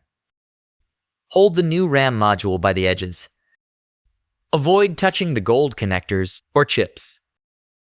Align the notch on the RAM module with the notch in the slot. The module can only fit one way. Gently but firmly press the RAM into the slot. You might need to apply even pressure with both thumbs until the clips snap into place, securing the RAM. Ensure RAM is securely installed. Check that the RAM modules are sitting properly in their slots and that the side clips are in the locked position. Reassemble and power on. Close up your computer case and screw it back together if necessary. Plug in and turn on your computer. Check the RAM installation. Once your computer boots up, verify the new RAM installation. On Windows, you can check in the System section of the Control Panel or use Task Manager. On Mac, check in about this Mac. Troubleshooting. If your computer doesn't boot or you hear beeping sounds, power down and recheck the RAM installation. Ensure each module is firmly seated in its slot. Additional tips. Ensure the RAM you're installing is compatible with your motherboard in terms of type, size, and speed. Some motherboards require RAM to be installed in specific slots, especially for dual or quad channel configurations. Refer to your motherboard's manual for guidance. If you're not confident in performing the installation yourself, it's wise to consult a professional or someone with experience in computer hardware. 344. Additional considerations. RAM compatibility. Ensure the RAM modules you purchase are compatible with your motherboard specifications, including memory type, speed, and capacity. Dual channel or quad channel memory. Some motherboards support dual channel or quad channel memory configurations, which can enhance performance. Consult your motherboard's manual to determine the optimal memory configuration. Electrostatic discharge protection. To prevent damage to the RAM modules and other electronic components, touch a grounded metal object before handling the modules. Static-free environment work in a static-free environment, such as a room with carpeted floors, to minimize the risk of ESD damage. 3.5. CPU cores and sockets. In this section, we will explore the brain of computing, the central processing unit. As the brain of the computer, the CPU plays an important role in executing instructions from various sources, such as programs, the operating system, and peripheral devices. 3.5.1. What is CPU? The CPU, or central processing unit, is like the brain of a computer. It's the most important part of the hardware. The CPU is a tiny chip that's on the motherboard, and its job is to process instructions. When you use programs, the operating system, or other parts of your computer, they send instructions to the CPU. These instructions can come from things like typing on your keyboard, clicking your mouse, or using other devices connected to your computer. The CPU takes these instructions, processes them, and makes sure your computer does what you want it to do. 3.5.2. Understanding sockets and cores. Many people confuse the terms CPU, core, and socket. I want to explain the difference between them so that you can better understand your computer's hardware. Socket. A socket is a physical placeholder on your motherboard designed specifically for your CPU. It's the actual slot where your CPU resides. Your computer might have just one socket, or, in some cases, multiple sockets. Core. A CPU core is a processing unit that sits on a single socket. A chip can have one or more cores. When a chip has 2 cores, it is called a dual-core CPU. When a chip has 4 cores, it is called a quad-core CPU. A computer can have 1 or more CPU sockets. Each socket can have 1 CPU. A CPU with 4 cores has 4 square black dots, which represent the 4 cores. Example. A laptop computer might have 1 CPU socket with a dual-core CPU. This means that the laptop has 2 CPU cores. A desktop computer might have 2 CPU sockets, each with a quad-core CPU. This means that the desktop computer has 8 CPU cores. Hyperthreading is a technology that allows a single CPU core to appear as 2 logical cores. This can improve performance in some applications, but it is not as powerful as having 2 physical cores. 3.5.3. Understanding CPU in action. If someone asks you, what's 2 plus 2? Without even thinking, you quickly respond, it's 4. Why? Because it's something you've known since childhood, and you don't need to process it consciously. Now, consider a different question. What is 35 plus 49? This time, you pause and think. In a computer, this thinking process is like using the RAM.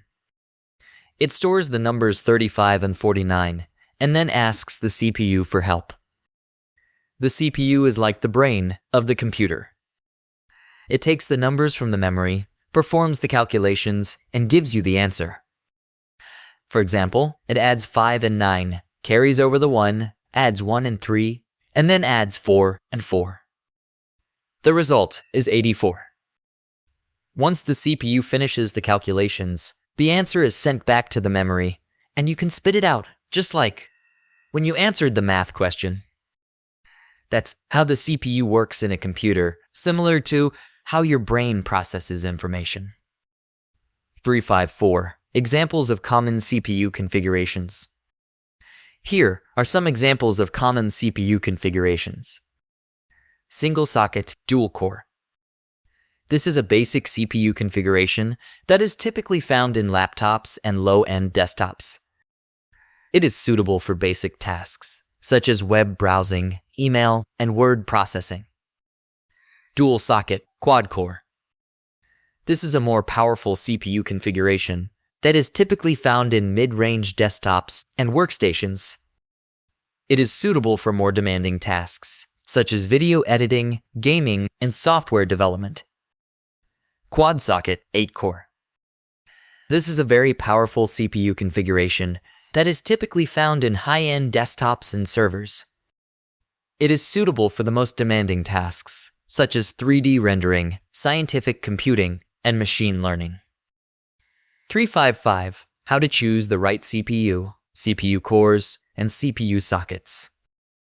When choosing a CPU, CPU cores, and CPU sockets, it is important to consider the following factors.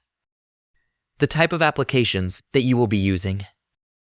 If you are using multi-threaded applications, then you will benefit from a CPU with multiple cores. If you need a lot of processing power, then you may want to consider a CPU with multiple cores and sockets. Your budget. CPUs can range in price from a few dollars to several $1,000s. It is important to choose a CPU that fits your budget. Your motherboard. Make sure that you choose a CPU that is compatible with your motherboard. You can check your motherboard specifications to see what CPUs it supports. Clock speed. The clock speed of a CPU is measured in gigahertz. The higher the clock speed, the faster the CPU can process data. Number of cores. A CPU core is a single processing unit. CPUs with multiple cores can process multiple tasks simultaneously, which can improve performance. Cache. The cache is a small amount of high-speed memory that stores frequently accessed data. A CPU with a larger cache will be faster than a CPU with a smaller cache. 356. Benefits of multiple CPU cores and sockets. In addition to the benefits that I mentioned previously, multiple CPU cores and sockets can also offer the following benefits. Reduced power consumption. Multiple CPU cores can allow the CPU to operate at a lower clock speed, which can reduce power consumption. This can be important for mobile devices and other devices where battery life is a concern. Improved security. Some CPU architectures support features such as secure enclaves and memory isolation, which can help to improve the security of the system. Multiple CPU cores can allow these features to be implemented without sacrificing performance. Reduced latency.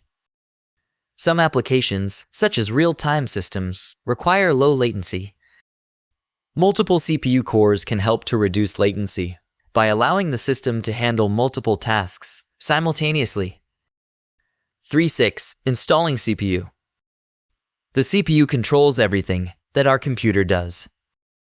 In the following section, we will explore the inside of our computer and discover where the CPU is located on the motherboard. We will also learn how to replace it if needed. 361. Before you begin. Caution. Make sure that the replacement processor is compatible with the socket on the computer's motherboard. Caution. Turn your computer off and unplug your power cord.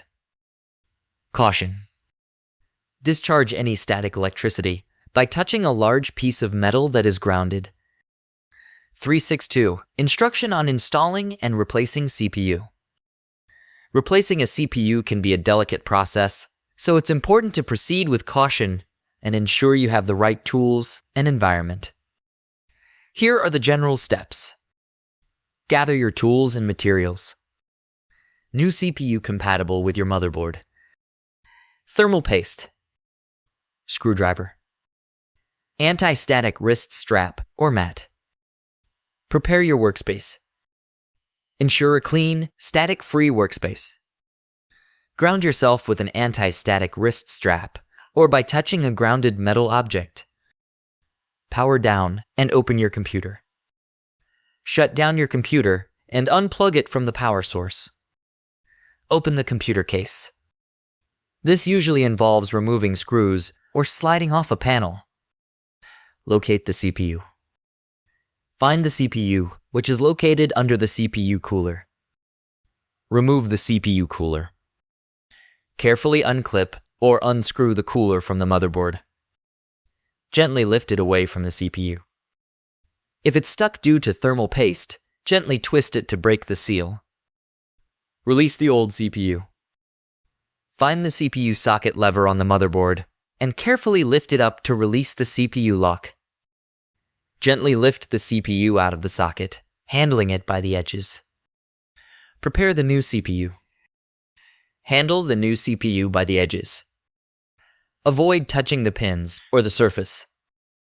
Align it with the socket. Insert the new CPU.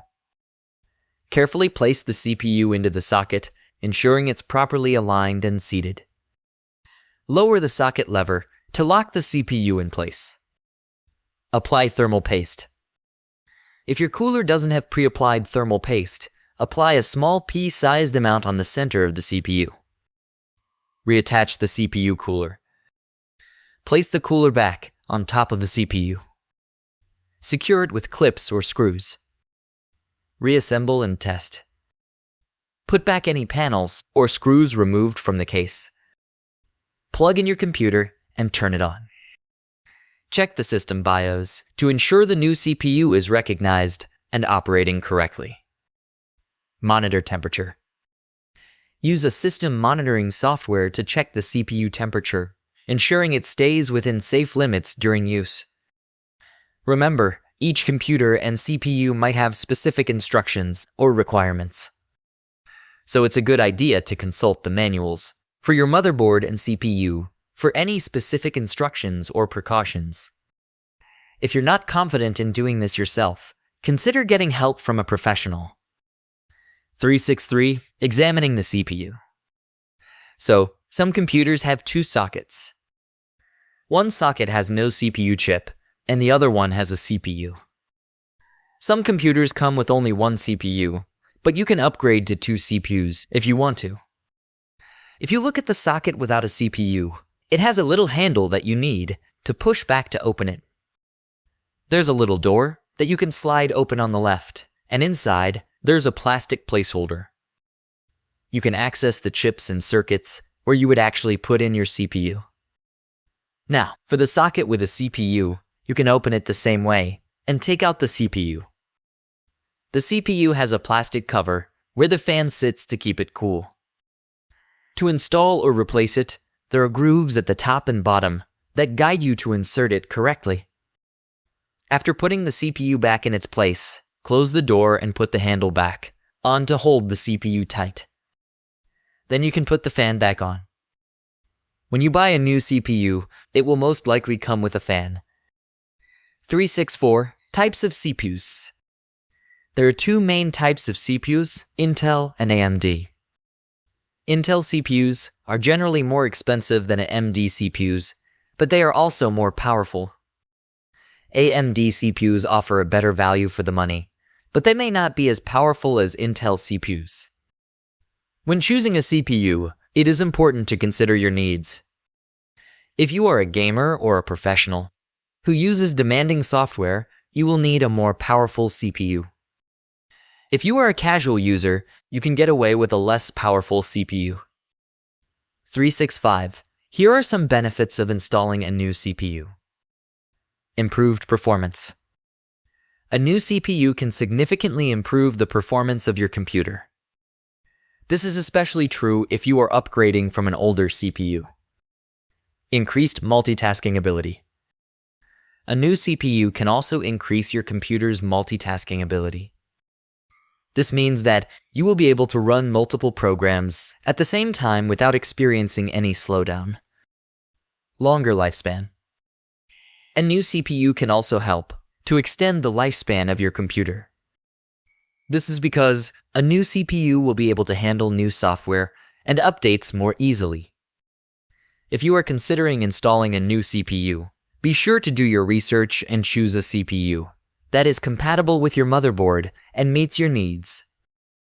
3.7 32 vs 64-bit processing. In this section, we are going to cover a very interesting topic, and that is, what is the difference between 32 and 64-bit processors? I'm sure a lot of people ask this question when they go to buy a computer. But nowadays, most computers come with 64-bit processors, as 32-bit is an older version or an older model of computers. 3.7.1 Understanding processors. What is the difference to clarify the confusion that we have? A processor, first of all, is the same as a CPU, which stands for Central Processing Unit.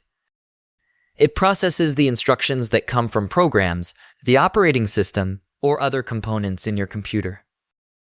3.7.2 Memory and Addressing. The CPU receives units of data or information from RAM, which is a type of memory. Once the CPU receives this data, it processes it. Now, if your computer has a 32-bit processor, it means that it can only handle memory addresses up to a certain limit. In this case, it can process 2 raised to the power of 32 memory addresses, which is equivalent to 4 gigabytes of RAM. Therefore, it means that your computer is limited and cannot handle more than 4 GB of data at a time. 3.7.3 Binary computing. In computers, there are only 2 numbers, 0 and 1. Each of these numbers is called a bit. With 1 bit, you can have 2 possible values. For example, with 2 bits, you can have 4 values. When you have 3 bits, you double that number to 8 values.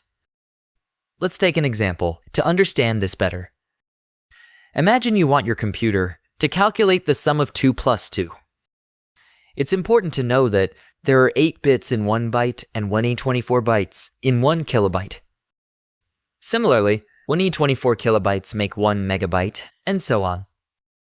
Now, let's focus on the 8 bits and 1 byte. For the calculation of 2 plus 2, each of the numbers 2 will be represented by 8 bits. So, on your computer, the numbers 2 and 2 will be represented as 0 and 1, 1 and 1, 0 and 0 and 1, 1 and 1, 0, respectively. When you perform the calculation, the computer will retrieve this information from the disk, if it has been saved previously, and then transfer it to your computer's memory. Computers can only understand the language of zeros and ones, so all calculations and data are processed using binary code. If the information is saved, it will be transferred to your computer's memory. The memory is where data is stored temporarily. If your computer has 4 gigabytes of memory, it can hold all the data units that make up 4 gigabytes. Then, it can send that data to the CPU for processing. However, if your CPU is 32-bit, the memory cannot allow the CPU to process more than 4 gigabytes of data. It has to be equal to or less than 4 gigabytes. That's the main difference between a 32-bit and 64-bit processor. 3.7.4 Exponents and the power of processors. In the world of mathematics, we encounter exponents, which are fundamental concepts we learned during our early years. It all starts with the basic idea that any number raised to the power of 0 equals 1. For example, 2 to the power of 0 is equal to 1. As we progress, we discover that 2 to the power of 1 equals 2, and 2 to the power of 2 equals 4. This understanding forms the basis of exponential notation. When we express a number as an exponent, we are essentially multiplying that number by itself a certain number of times. For instance, if we have 2 to the power of 3, we multiply 2 by itself 3 times, 2x 2x2, which equals 8. This pattern continues as we explore higher exponents. Let's consider the concept of a 32-bit processor. If we keep raising 2 to higher powers, and we reach 2 to the power of 32, we find that it is equal to a staggering value of 43 billion. This means that a 32-bit processor can process 43 billion units of data simultaneously. It showcases the immense power of such a processor. Now, imagine if we upgrade to a 64-bit processor. When we calculate 2 to the power of 64, we arrive at an astonishing value of approximately 18.4 quintillion. This number is so large that it becomes challenging to fathom its magnitude. It isn't easy to even translate it into a specific quantity of gigabytes. With a 64-bit processor, the capability to process such an enormous amount of data in a single operation becomes a reality. This level of power enables the processor to handle vast amounts of information swiftly and efficiently. This processing power is achieved by utilizing the memory resources available. 375. Memory and processor compatibility. In computer systems, it's vital that the memory and processor work well together for the system to run smoothly. Well, delve into how the amount of memory and the processor's bit architecture are linked. Imagine a scenario where your computer's memory has a capacity of 8 gigabytes, but your processor is a 32-bit system. In this case, you may encounter limitations because a 32-bit processor can only handle a maximum of 4 GB of memory at a time. If you intend to process more than 4 GB of memory, it becomes necessary to upgrade to a 64-bit processor. To understand the relationship between memory and processor capacity, let's dive deeper into the numbers. We previously discussed the value of 43 billion, which represents the processing capability of a 32-bit processor. When we divide this value by 1e24, we arrive at 4,190,304 kilobytes. Continuing this division, if we divide 4,190,304 KB by 1e24, we get 4096 megabytes. Further division by 1e24 yields 4 GB. Hence, when we refer to a 4 GB memory card, it aligns with the limitations of a 32-bit processor. If your memory capacity exceeds this limit, you must opt for a 64-bit processor to ensure compatibility and smooth operation. 376. Evolution of processors: a brief history. Processors have come a long way since their inception. Let's take a quick journey through their history and see how they have evolved over time. In the 1970s, the Intel 8080 chip marked a significant milestone by supporting 8 bits of computing. However, by today's standards, this seems quite low and limited in terms of processing power. Fast forward to 1992, when Windows 3.1 was released as the first 16-bit desktop version of the Windows operating system. This step forward in bitness allowed for improved performance and capabilities. In 2003, AMD made a significant breakthrough by shipping the first 64-bit desktop chip. This was a groundbreaking development that opened up new possibilities for computing power and memory utilization. The year 2009 saw Apple making strides in the 64-bit realm with the release of Mac OS X version 10, named Snow Leopard. This operating system was designed entirely on a 64-bit architecture, showcasing the commitment to harnessing the potential of these more advanced processors. The advent of smartphones brought about further advancements. In 2014, the iPhone 5 became the first smartphone to incorporate a 64-bit chip. This integration revolutionized mobile computing, enabling more complex and powerful applications to run on handheld devices. As we enter new eras of technological advancement, the demand for faster processing speeds continues to increase. Applications and software requirements are becoming more resource-intensive, necessitating larger amounts of memory to handle the computations effectively. This is why a 32-bit processor struggles to accommodate the demands of modern computing in a single operation. To meet the growing requirements, computers nowadays are equipped with 64-bit processors, which offer enhanced performance and the ability to handle more complex tasks efficiently. 377. Benefits of 64-bit processors. There are several benefits to using 64-bit processors. Faster performance. 64-bit processors can process data much faster than 32-bit processors, which results in improved overall performance. Ability to handle more memory. 64-bit processors can address up to 18 quintillion bytes of memory, while 32-bit processors can only address up to 4 gigabytes of memory. This means that 64-bit processors can handle much larger and more complex applications. Improved security. 64-bit processors support additional security features that can help to protect your computer from viruses and other malware. Better multitasking. 64-bit processors can handle multiple tasks at the same time more efficiently than 32-bit processors. This is because 64-bit processors can store more data in their registers, which makes it easier to switch between tasks. More efficient use of memory. 64-bit processors can use memory more efficiently than 32-bit processors. This is because 64-bit processors can address larger amounts of memory and can use larger page sizes.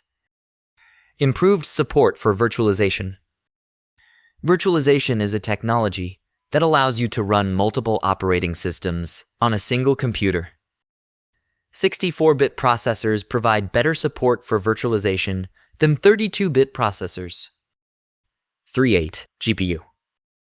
In this section, we will explore GPUs, which are known as graphical processing units. While GPUs share similarities with CPUs, their primary focus lies in handling graphical processing tasks at a significantly accelerated speed. Unlike CPUs, which process tasks sequentially, GPUs excel in parallel processing, allowing them to handle multiple tasks simultaneously. It's important to keep in mind that, while it is possible to operate a computer without a GPU, a CPU is an indispensable component required for a computer to function. However, when it comes to tasks that involve graphical processing, such as running graphics-intensive programs or rendering complex visuals, a GPU plays a crucial role in delivering enhanced performance and efficiency. 3.8.1 GPU's versatility. The GPU, or graphical processing unit, plays a significant role in enabling graphic programmers to create captivating visual effects and lifelike scenes using sophisticated lighting and shadowing techniques. With its specialized architecture and processing capabilities, the GPU empowers developers to push the boundaries of visual creativity and realism. Beyond the gaming and graphics, the GPU unlocks new possibilities in various fields, including content creation, machine learning, artificial intelligence, and much more. Its immense processing power and parallel computing capabilities make it a valuable tool for accelerating complex computations and data-intensive tasks in these domains. Designed with a specific focus on accelerating computer graphics workload, the GPU excels at handling the intricate calculations and rendering required for graphics-intensive applications. By offloading these tasks from the CPU, the GPU allows for faster and more efficient processing, resulting in smoother frame rates, stunning visual effects, and improved overall performance. 3.8.2 GPUs for gaming. For those who are immersed in the gaming world or have a deep love for playing advanced level games, having a GPU on their computer is an absolute must. In fact, they may go to great lengths to ensure that their system is equipped with a dedicated GPU card. The reason behind this is quite simple. A GPU brings remarkable benefits to gaming experiences. Integrating a GPU into a gaming setup allows for faster processing speeds and delivers a significant boost to graphics performance. The GPU's specialized architecture and parallel processing capabilities enable it to handle complex calculations and effortlessly render visually demanding game scenes. As a result, the graphics in computer games become noticeably crisper, exhibiting sharper details and vivid colors that truly captivate the senses. The inclusion of a GPU not only improves overall gaming performance, but also unlocks the potential for more advanced graphical effects. From realistic lighting and dynamic shadows to intricate textures and lifelike visual elements, the GPU plays a pivotal role in elevating the visual quality and realism of computer games.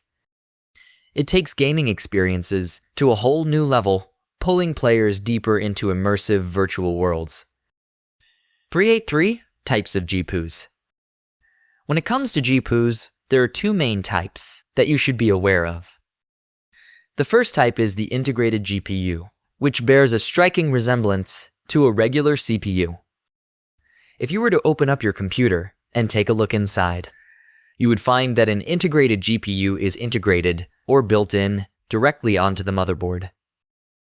Identifying an integrated GPU may not be immediately obvious, as it closely resembles a CPU and is typically positioned right beside it. Unlike a dedicated GPU, an integrated GPU cannot be upgraded or replaced separately, since it is an integral part of the motherboard itself. In other words, it doesn't come as a separate card, but is instead integrated alongside the CPU. 384 External GPU. Now, what if you have a laptop and wish to utilize a GPU? Since laptops typically do not offer the option to open them up and insert a graphics card, you can explore the option of an external GPU. Numerous manufacturers offer external GPUs that can enhance your computer's graphics capabilities. Be sure to explore these options to elevate your computing experience. 385 The discrete GPU. In addition to integrated GPUs, there is another type called the discrete GPU. A discrete GPU comes in the form of a graphic card that can be mounted onto a computer's expansion slot on the motherboard. The advantage of a discrete GPU is that it is replaceable, meaning it can be upgraded over time.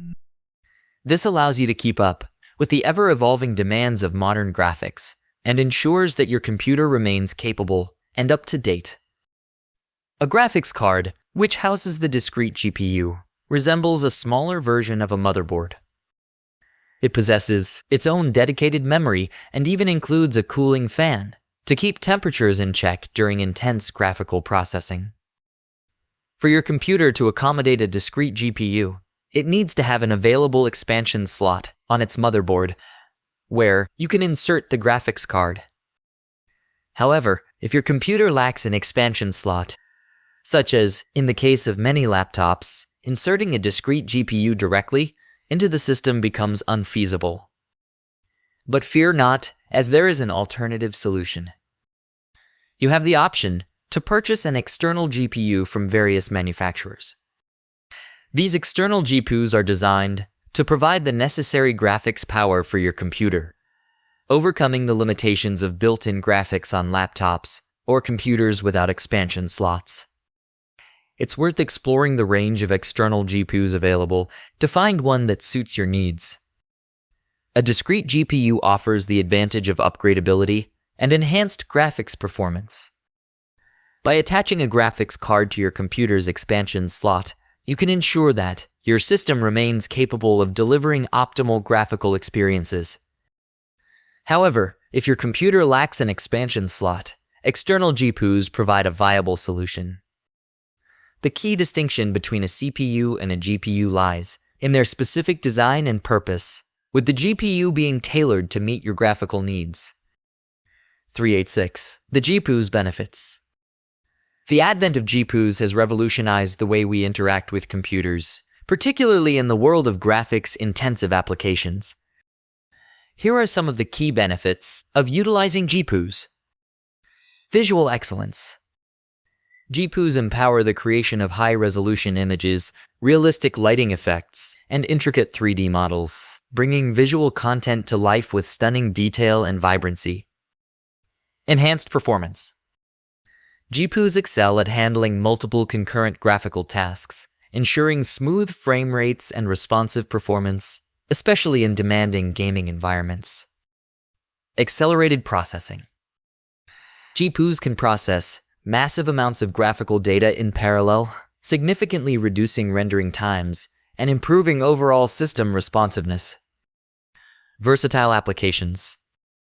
The applications of GPUs extend far beyond gaming, revolutionizing fields like content creation, scientific computing, and artificial intelligence. 387. Applications beyond gaming. While GPUs are often associated with gaming, their applications extend far beyond the virtual worlds of video games. They play a crucial role in various fields, including content creation. GPUs are essential tools for professionals in fields like graphic design, video editing, and animation, enabling the creation of high-quality visual content with ease and efficiency. Scientific computing.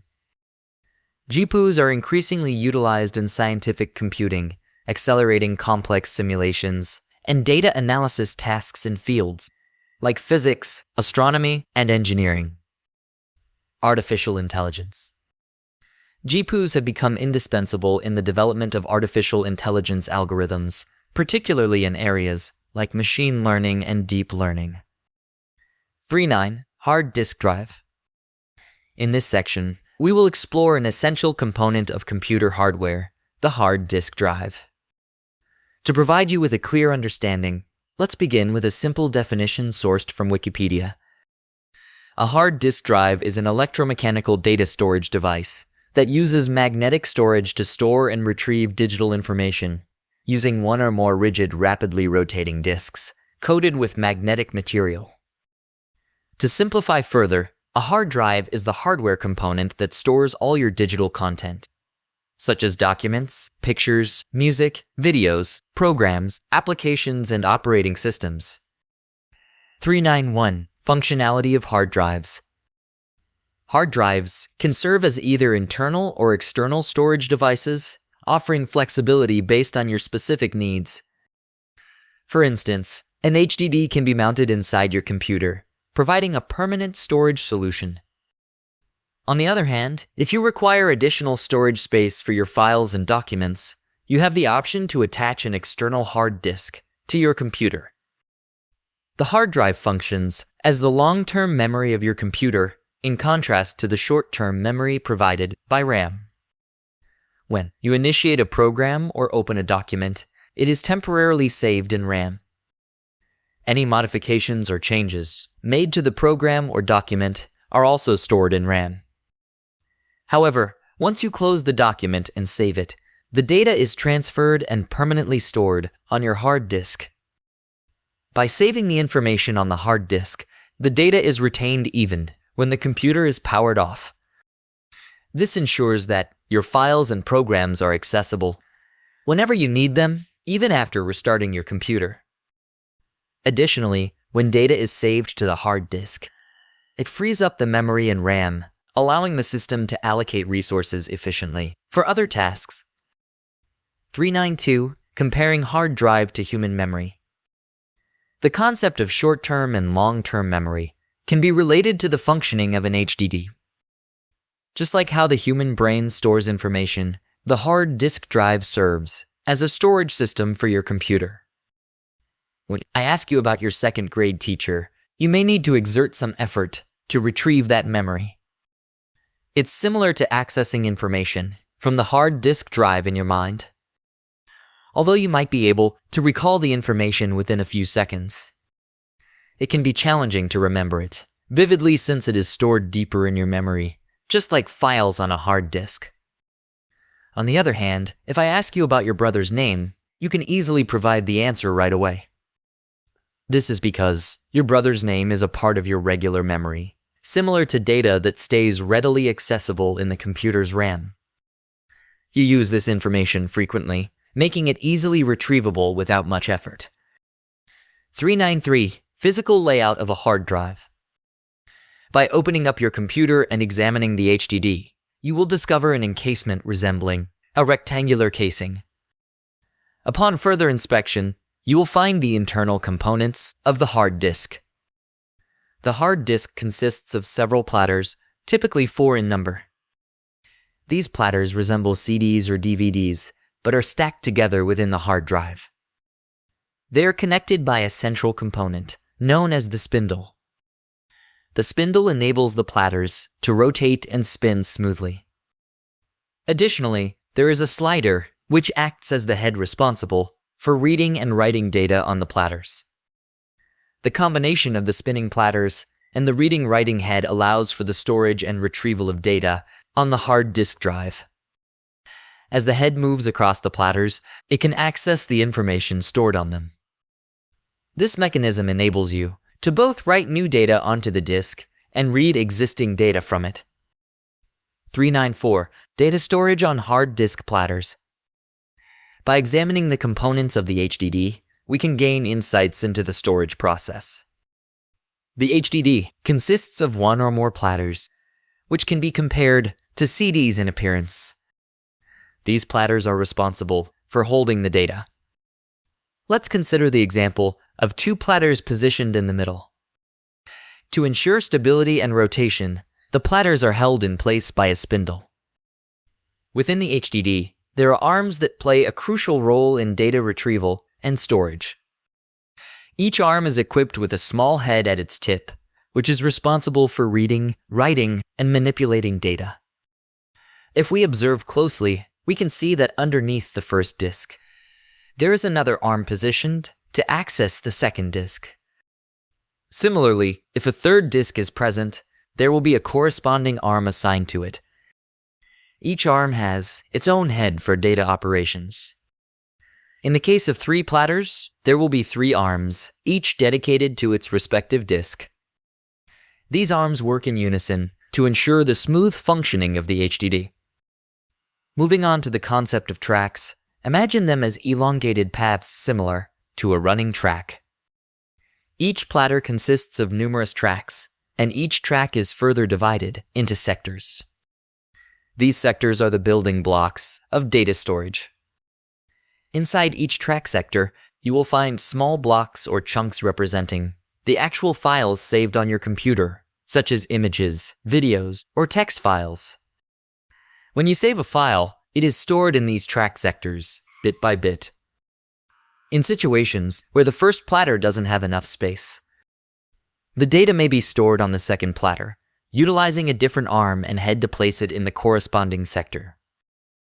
This mechanism ensures that the HDD can efficiently manage and organize the data it contains. 395. Internal hard disk of a computer. When it comes to understanding the components of a computer's internal disk, let's explore what lies within. By opening up the computer, we can gain insight into the different elements that make up the disk. To begin, it's important to have a basic understanding of what a disk is and its internal structure. When you open up the disk, you will come across several key components. One of these components is the platters. These platters are circular disks that play a crucial role in data storage. Each platter is divided into sectors, which are like distinct sections on the disk. Another important component is the head, which reads and writes data to and from the platters, as we discussed earlier. Now, let's move on to exploring where exactly we can find the disk within our computer. 396. Instructions on installing or replacing a computer hard disk. Installing or replacing a hard disk in a computer is a task you can usually do yourself with some basic tools and precautions. Here's a step-by-step guide to help you through the process. Gather your tools and materials. New hard drive. Make sure it's compatible with your computer, e.g., SATA for most modern PCs. Screwdriver. Anti-static wrist strap. Prepare your workspace. Work in a clean, static-free area. Ground yourself with an anti-static wrist strap or by touching a grounded metal object to avoid damaging the components with static electricity. Power down and open your computer. Turn off your computer and unplug it from the power source. Open the computer case. This might involve unscrewing panels or simply sliding them off, depending on the case design. Locate the existing hard drive. Identify the hard drive bay where the current hard drive is installed. It's usually a metal cage-like area. Remove the old hard drive. Disconnect the data and power cables from the hard drive. Unscrew and remove the hard drive from its bay or mounting bracket. Install the new hard drive. Slide the new hard drive into the bay or mounting bracket where the old one was. Secure the drive with screws to ensure it's firmly in place. Connect the data cable to the new hard drive and to the motherboard. Connect the power cable to the new hard drive. Ensure everything is secure. Double-check all connections to ensure they are secure. Make sure the hard drive is mounted correctly and the cables are not obstructing any fans or other components. Reassemble and power on. Close the computer case. Plug in your computer and turn it on. Initialize and format the new drive. If the drive is new, you may need to initialize and format it. On Windows, this can be done through the Disk Management tool. On a Mac, use Disk Utility. Install or transfer operating system. If you're replacing your primary drive, you'll need to install an operating system. If it's an additional drive, you can begin using it for storage. Troubleshooting. If the computer doesn't recognize the new drive, check the BIOS settings to ensure the drive is detected. Double-check all cable connections if there are any issues. Safety tip. Always handle your hard drive carefully. Hard drives, especially HDDs, can be sensitive to shocks and drops. Remember, these instructions are general and may vary slightly depending on your computer's model and the type of hard drive. If you're unsure about any step, or if you encounter problems, it's a good idea to consult a professional or refer to the manuals for your specific computer and hard drive. 397 Types of HDDs. HDDs come in various forms, each tailored to specific needs and applications. Internal HDDs, the stalwart storage companions of desktops and laptops, provide the primary storage for operating systems, applications, and user files. External HDDs, the portable guardians of digital treasures, offer additional storage space for data backup or file transfers. And solid-state drives, the rising stars of storage technology, utilize flash memory instead of spinning platters, offering faster data access and transfer speeds.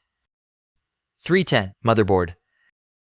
In this section, we will explore the motherboard, which serves as the central hub connecting all the components of a computer.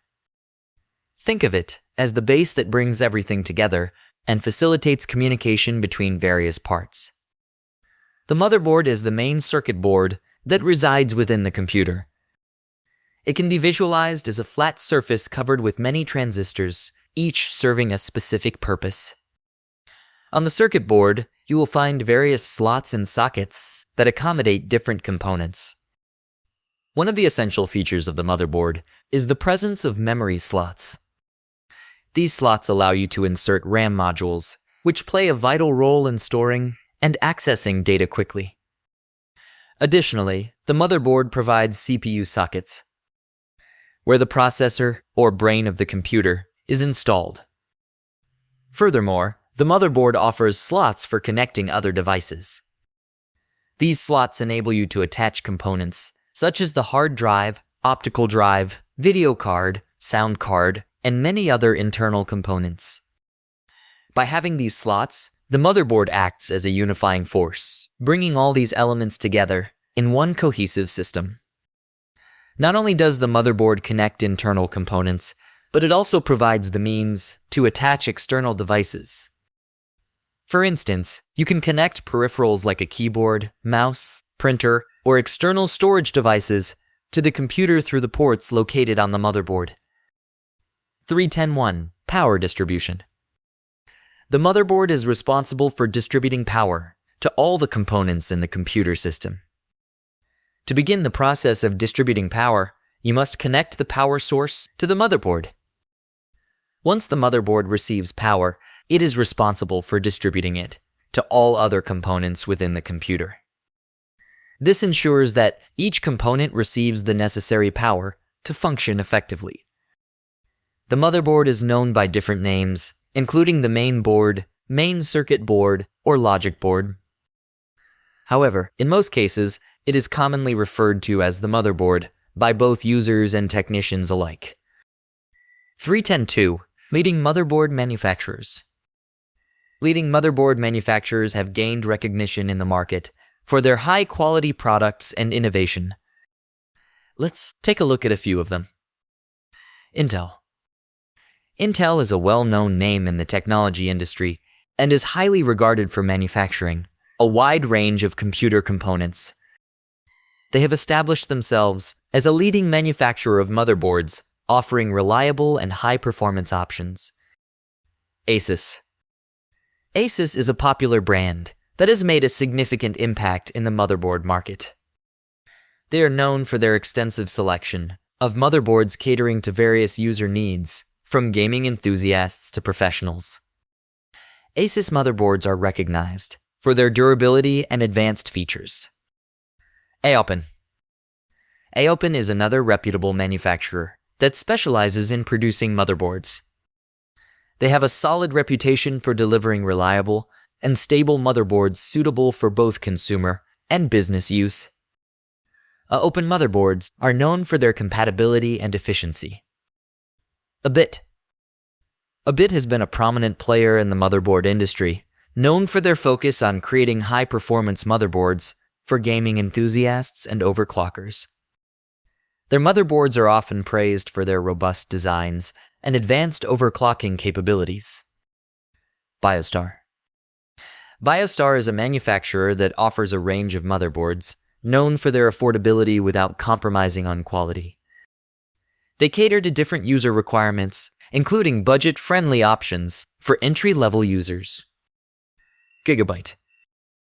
Gigabyte has gained popularity for its reliable and feature-rich motherboards. They are known for their attention to detail and innovative designs, making them a preferred choice for gamers and power users. MSI. MSI is a renowned manufacturer that focuses on creating high-performance motherboards for gaming and multimedia purposes. They are known for their cutting-edge designs, advanced cooling solutions, and extensive customization options. While there may be other manufacturers in the market, these are some of the leading players who hold significant market share in the motherboard industry. Their commitment to quality, performance, and innovation has made them go-to choices for users seeking reliable and feature-packed motherboards for their computer systems. 3.10.3 Locating the motherboard. Let's now examine the internal mechanisms of the computer and investigate the layout and role of the motherboard in connecting all the parts.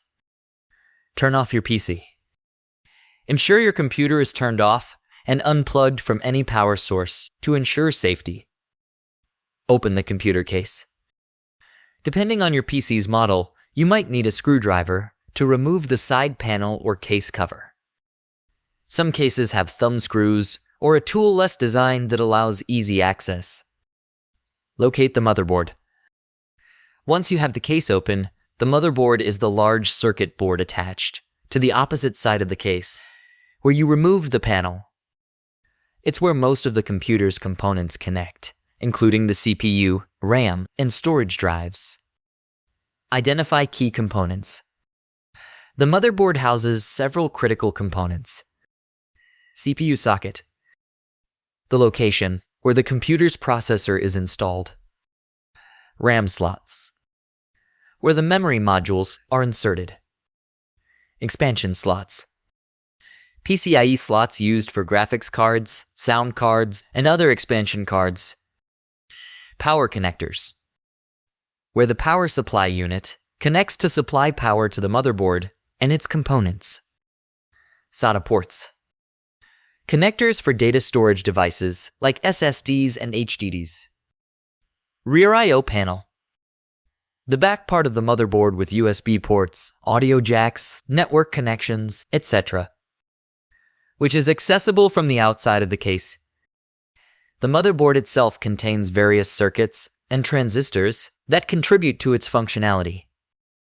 In some cases, you may encounter situations where you need to replace a faulty motherboard, especially in IT technician or hardware support roles. This involves detaching every component connected to the motherboard and then installing a new motherboard. While it may seem complex, it is part of the job. Once the replacement is complete and all components are reattached to the motherboard, then your computer should be back in operation. 311. Other internal parts of a computer. In this section, we will discuss the other essential internal parts of a computer that are just as crucial as any other components. These parts contribute to the overall functionality and performance of the computer system. 311.1. Cooling system fans. Computer fans, located inside the computer, play a vital role in maintaining a safe temperature within the system. As electricity flows through the computer components housed in the enclosed chassis, the risk of overheating arises. The fans effectively circulate air, dissipating heat and preventing the components from reaching dangerous temperatures. Thus, these fans enable computers to maintain a stable and optimal temperature for reliable operation. 311.2. Power supply unit. The second significant component is the power supply. As we are aware, every internal component of a computer requires power to function. The power supply is responsible for providing the necessary electrical energy to the computer system. It takes the power from the outlet and distributes it to the various components, enabling them to operate using the binary language of zeros and ones. In essence, the power supply serves as the crucial link between the electrical source and the functioning of the computer system. 311.3. Optical drives, CD-ROM and DVD-ROM. Another part that can be found in computer is the CD or DVD-ROM drive. This drive is primarily utilized for running or installing programs that are downloaded onto CDs or DVDs. However, with the prevalence of internet-based downloads, most applications are now available in ISO or exe formats, eliminating the need for CD or DVD installation.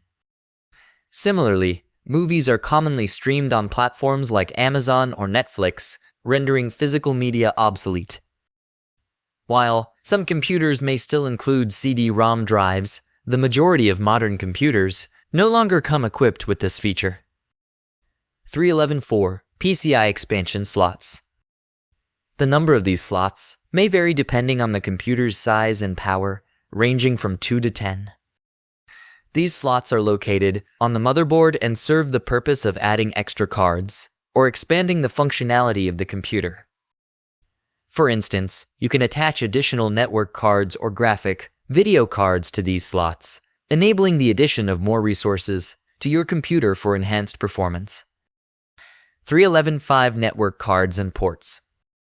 These components provide the means to add extra networking capabilities to our computers.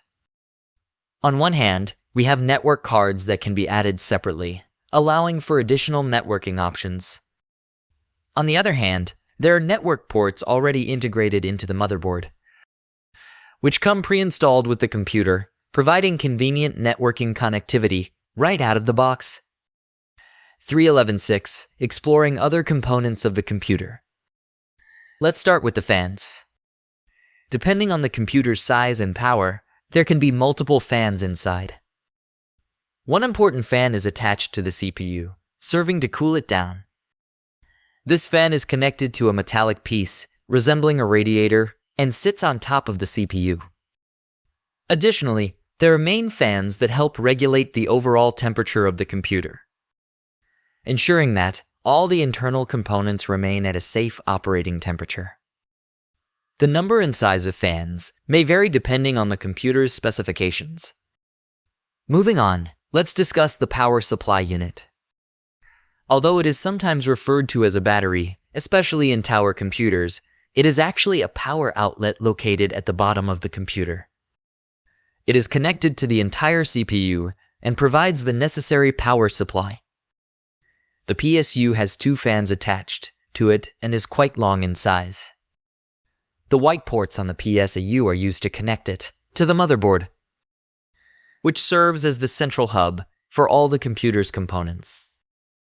We have already covered the CD or DVD-ROM drive, which allows for the reading and installation of programs from CDs or DVDs.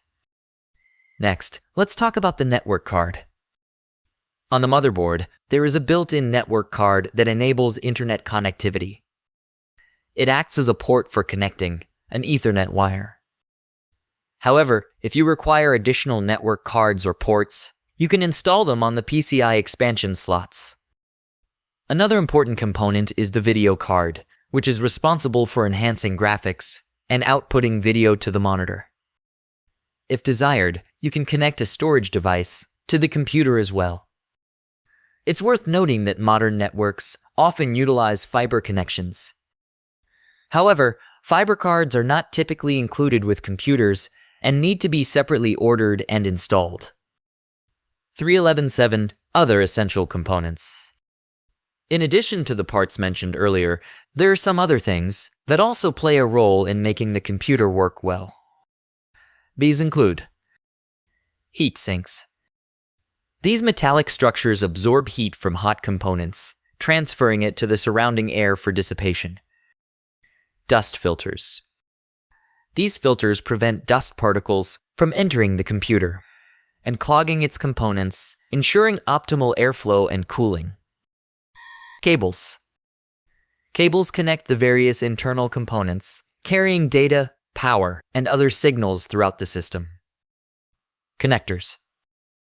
These ports and interfaces allow for the connection of external devices, such as monitors, keyboards, and storage drives.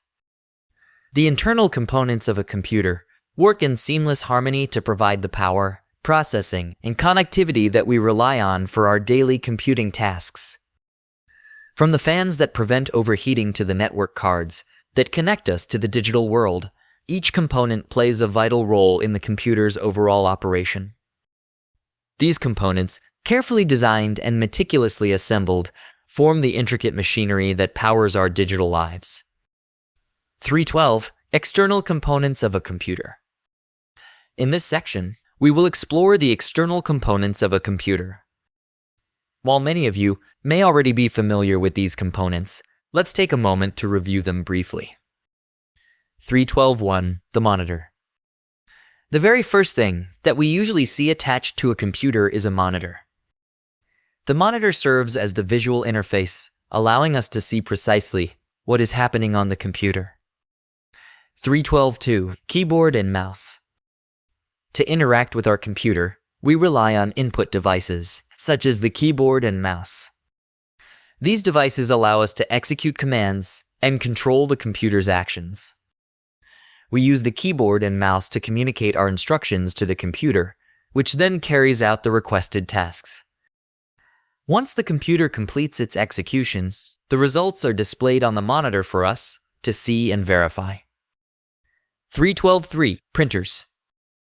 Another essential device we connect to our computer is the printer.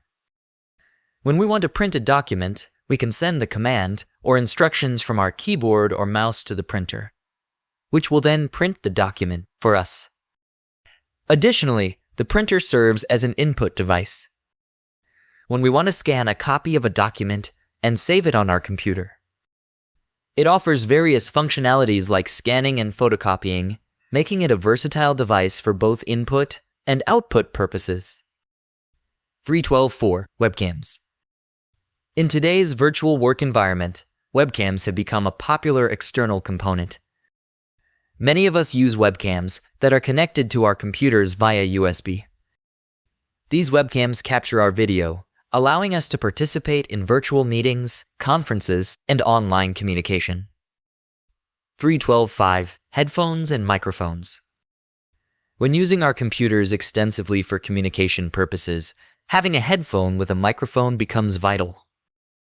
Headphone allows us to listen to audio comfortably, while also providing a microphone for clear and convenient communication with others. 3.12.6 External disk drives. For individuals facing limited disk space on their computer's internal hard drive, an external disk drive serves as a practical solution. By connecting an external disk drive to their computer, users can expand their storage capacity and conveniently store additional files and data. 3.12.7 External speakers. In case you find yourself unsatisfied with the sound quality or maximum volume of your computer's built-in speakers, you have the option to connect external speakers to your computer. By attaching external speakers, you can enhance your audio experience and enjoy higher quality sound output.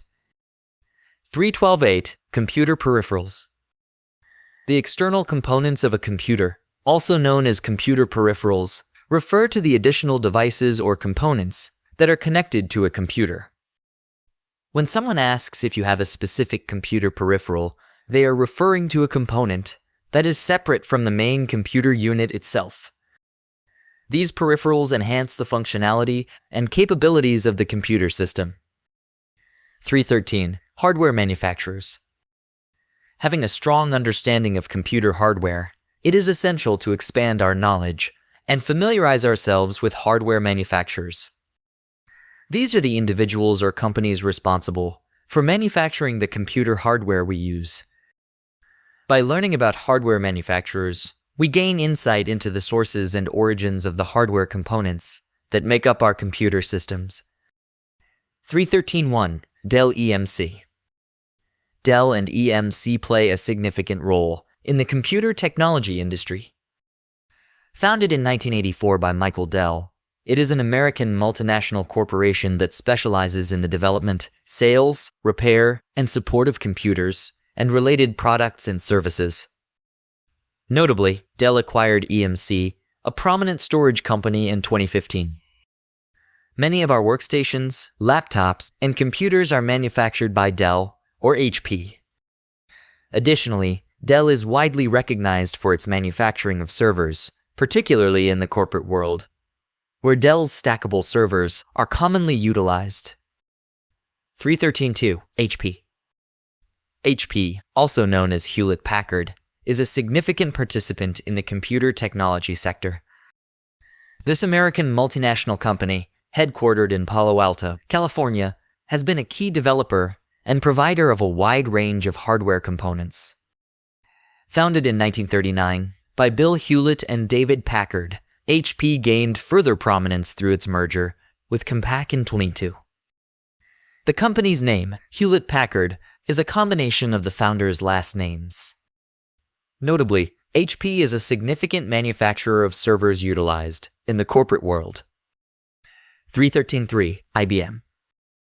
IBM, which stands for International Business Machines Corporation, is a renowned American multinational company with its headquarters in Armonk, New York. With operations spanning over 170 countries, IBM was founded by Charles Ranlett Flint in 1911. As one of the oldest computer companies globally, IBM has a rich history of innovation and technological advancements. 3.13.4 Cisco Systems, Inc. Cisco Systems, Inc., an American multinational technology company headquartered in San Jose, California, holds a prominent position in the industry. Situated in the heart of Silicon Valley, Cisco focuses on developing, manufacturing, and selling networking solutions, computer hardware, software, telecommunication equipment, and other high-tech products and services. When you hear the name Cisco, you immediately associate it with networking devices, such as switches, routers, and firewalls. However, Cisco has expanded its reach to include computing hardware, for the corporate world. The company was founded in 1984 by Sandy Lerner and Leonard Bosack. 313.5 Oracle. Oracle, an American multinational computer technology corporation, has its headquarters in Austin, Texas. In 2009, Oracle acquired Sun Microsystems, a hardware company known for manufacturing its own hardware and developing the Solaris operating system. Larry Ellison, Bob Miner, and Ed Oates founded Oracle in 1977. Initially running on SPARC, Sun Microsystems later expanded to support 64-bit operating systems. Oracle's growth and technological advancements have solidified its position as a key player in the industry. 313.6 Lenovo. Lenovo, formerly known as Lenovo Group Limited, is a prominent Chinese multinational technology company. Established in 1984 by Liu Chuanji, Lenovo has been incorporated in Hong Kong. Known for its innovative products, Lenovo has gained recognition in the global market. With a commitment to technological excellence, Lenovo continues to make significant contributions to the industry. 313.7 Hitachi Limited. Hitachi Limited, a renowned Japanese multinational company, has its headquarters in Chiyoda, Tokyo, Japan. Established by Namiheo Deira in 1910, Hitachi has made significant contributions to various industries. With a strong presence in the storage market, Hitachi holds one of the largest shares in this sector. Known for its commitment to quality and innovation, Hitachi continues to be a prominent player in the global market. 313.8 Intel Corporation. Intel Corporation, a prominent American multinational corporation and technology company, has its headquarters in Santa Carla, California. Founded by Gordon Moore and Robert Noyce in 1968, Intel has established itself as a key player in the market. Renowned for its highly popular chips, Intel holds a significant share in the industry.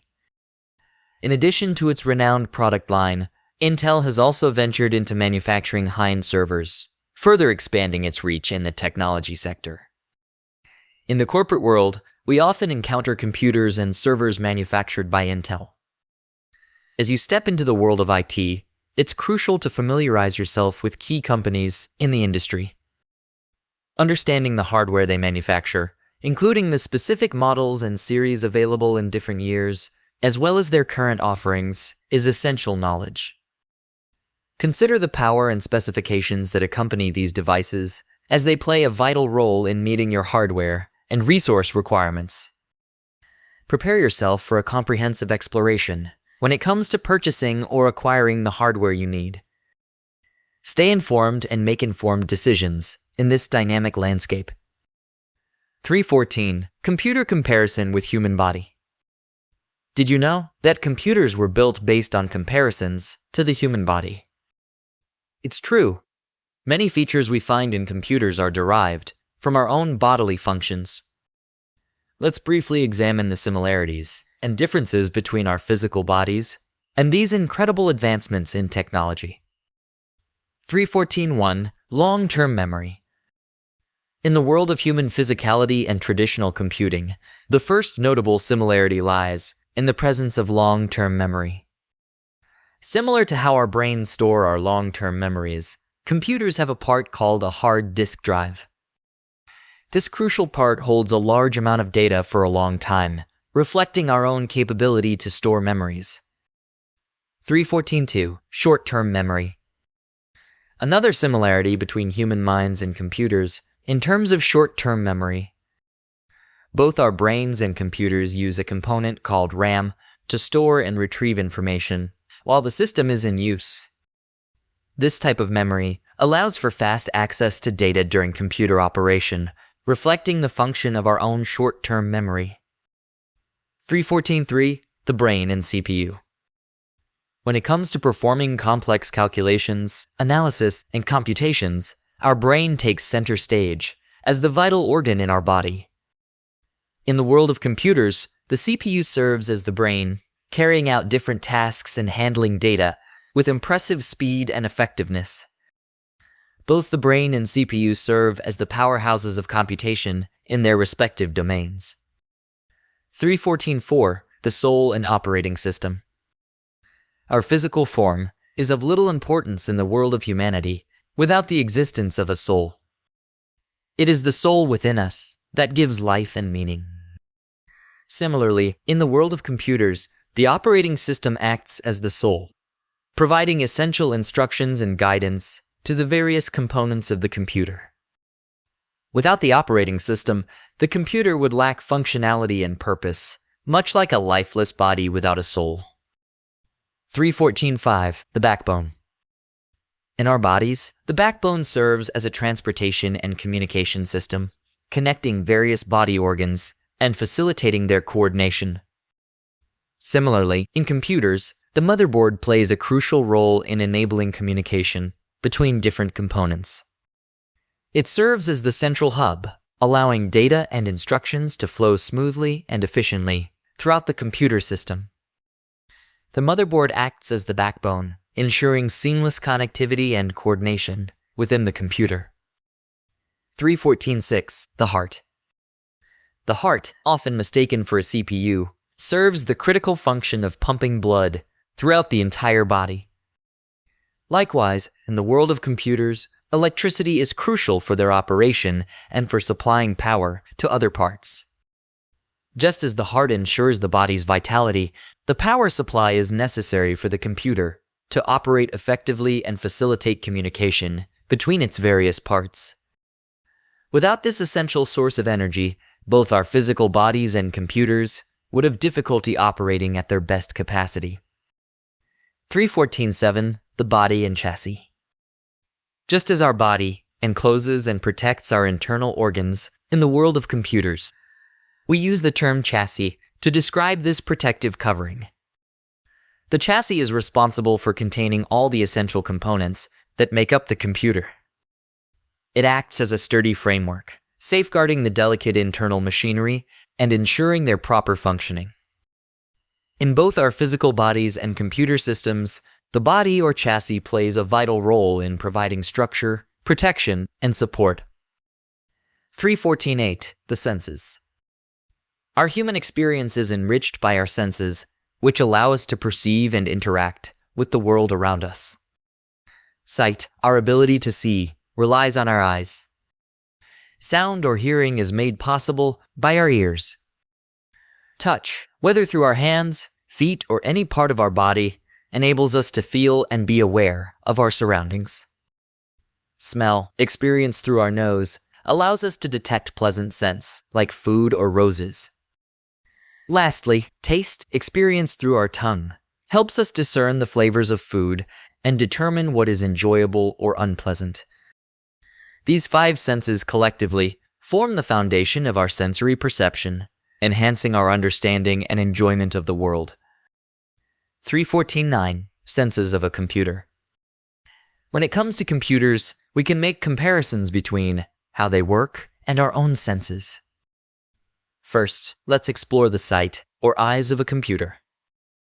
This can be likened to a keyboard, where instructions are typed and passed onto the computer. Alternatively, a webcam acts as the eyes by capturing visuals and relaying them to the operating system, which then communicates with the CPU and memory. Similar to our senses, computers also have sensors that activate specific functionalities. These sensors act as the computer's sight and play a crucial role in its operation. Moving on to sound or ears, we can consider headsets with microphones or voice-activated assistants, like Siri, Alexa, and Google. These devices listen to instructions, process them through memory and CPU, and respond accordingly. For touch, computers utilize peripherals like mice, touch screens, and touch pens. These tools enable us to interact by moving cursors, pointing, or drawing, replicating the sense of touch. As for smell and taste, while these capabilities are yet to be fully integrated into computers, advancements in artificial intelligence and virtual reality may pave the way for their inclusion, ultimately allowing computers to possess all 5 senses. Understanding these comparisons between computer components and human senses can be valuable when troubleshooting or explaining concepts in simpler terms. By recognizing how each computer component functions in relation to our own bodies, we can enhance our comprehension of computer systems and facilitate effective communication. 315. Most common computer connection. This section will explore the most widely used computer connection today, which is the USB. USB stands for Universal Serial Bus and is commonly known as plug and play because of its user-friendly nature. Simply plug the cable into the port, and you can immediately start using the connected device. According to Wikipedia, USB is an industry standard that establishes specifications for cables, connectors, and protocols for connections, communication, and power supply between computers, peripherals, and other computers. In simpler terms, a USB connection serves as a standard link between personal computers and various consumer electronic devices. This includes peripherals such as mice, keyboards, speakers, storage devices, flash drives, printers, and more. Before the advent of USB, different cables were required for different devices, leading to a cluttered array of cables. However, the USB technology, developed collaboratively by several tech companies, revolutionized connectivity. Introduced in 1996, USB replaced various interfaces like serial and parallel ports that were specific to individual devices. One of the major advantages of USB-connected devices is the automatic installation of software drivers on your PC upon connection. This plug-and-play feature eliminates the need for manual driver installations. When you connect a USB device, whether it's a keyboard or a third-party electronic device, the required driver is detected and installed seamlessly. This streamlined process contributes to the convenience and user-friendly nature of USB connections. To refresh your memory, a USB port on your computer will typically appear as a rectangular slot, and the USB cable used for connections has matching ends. This influential invention has transformed technology by simplifying device connections and promoting compatibility among various devices. USB truly revolutionized the way we connect and interact with our computers and peripherals, making it an indispensable part of modern technology. 316. Common display interfaces and cables. In this section, we will discuss the most commonly used display interfaces or cables for connecting your computer to a monitor. We will focus on 6 interfaces that are widely used, although there are more options available. It is important to familiarize yourself with these interfaces, as they are applicable and beneficial for your requirements. We will cover VGA, HDMI, DVI, DisplayPort, USB-C, -AC, and Thunderbolt, examining each one in detail to provide a comprehensive understanding of these connections. 316.1 VGA.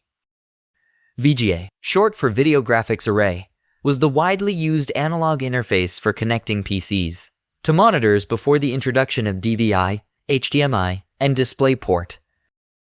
It was first introduced in 1987 on the IBM PSA-2 platform. VGA connectors were commonly found on televisions, laptop monitors, projectors, and older computers. The VGA port, typically a 15-pin female subport, only carries video signals and requires a separate cable for audio. The VGA cable, with 15-pin male connectors, fits into the corresponding female ports on the computer and monitor. It is important to note that VGA cables do not carry audio signals. 316.2 HDMI. HDMI stands for High Definition Multimedia Interface and is the most commonly used interface for transferring high-definition audio and video signals over a single cable. It is found on a wide range of devices, such as TVs, video projectors, PC monitors, DVD and Blu-ray players, cable satellite boxes, and many others.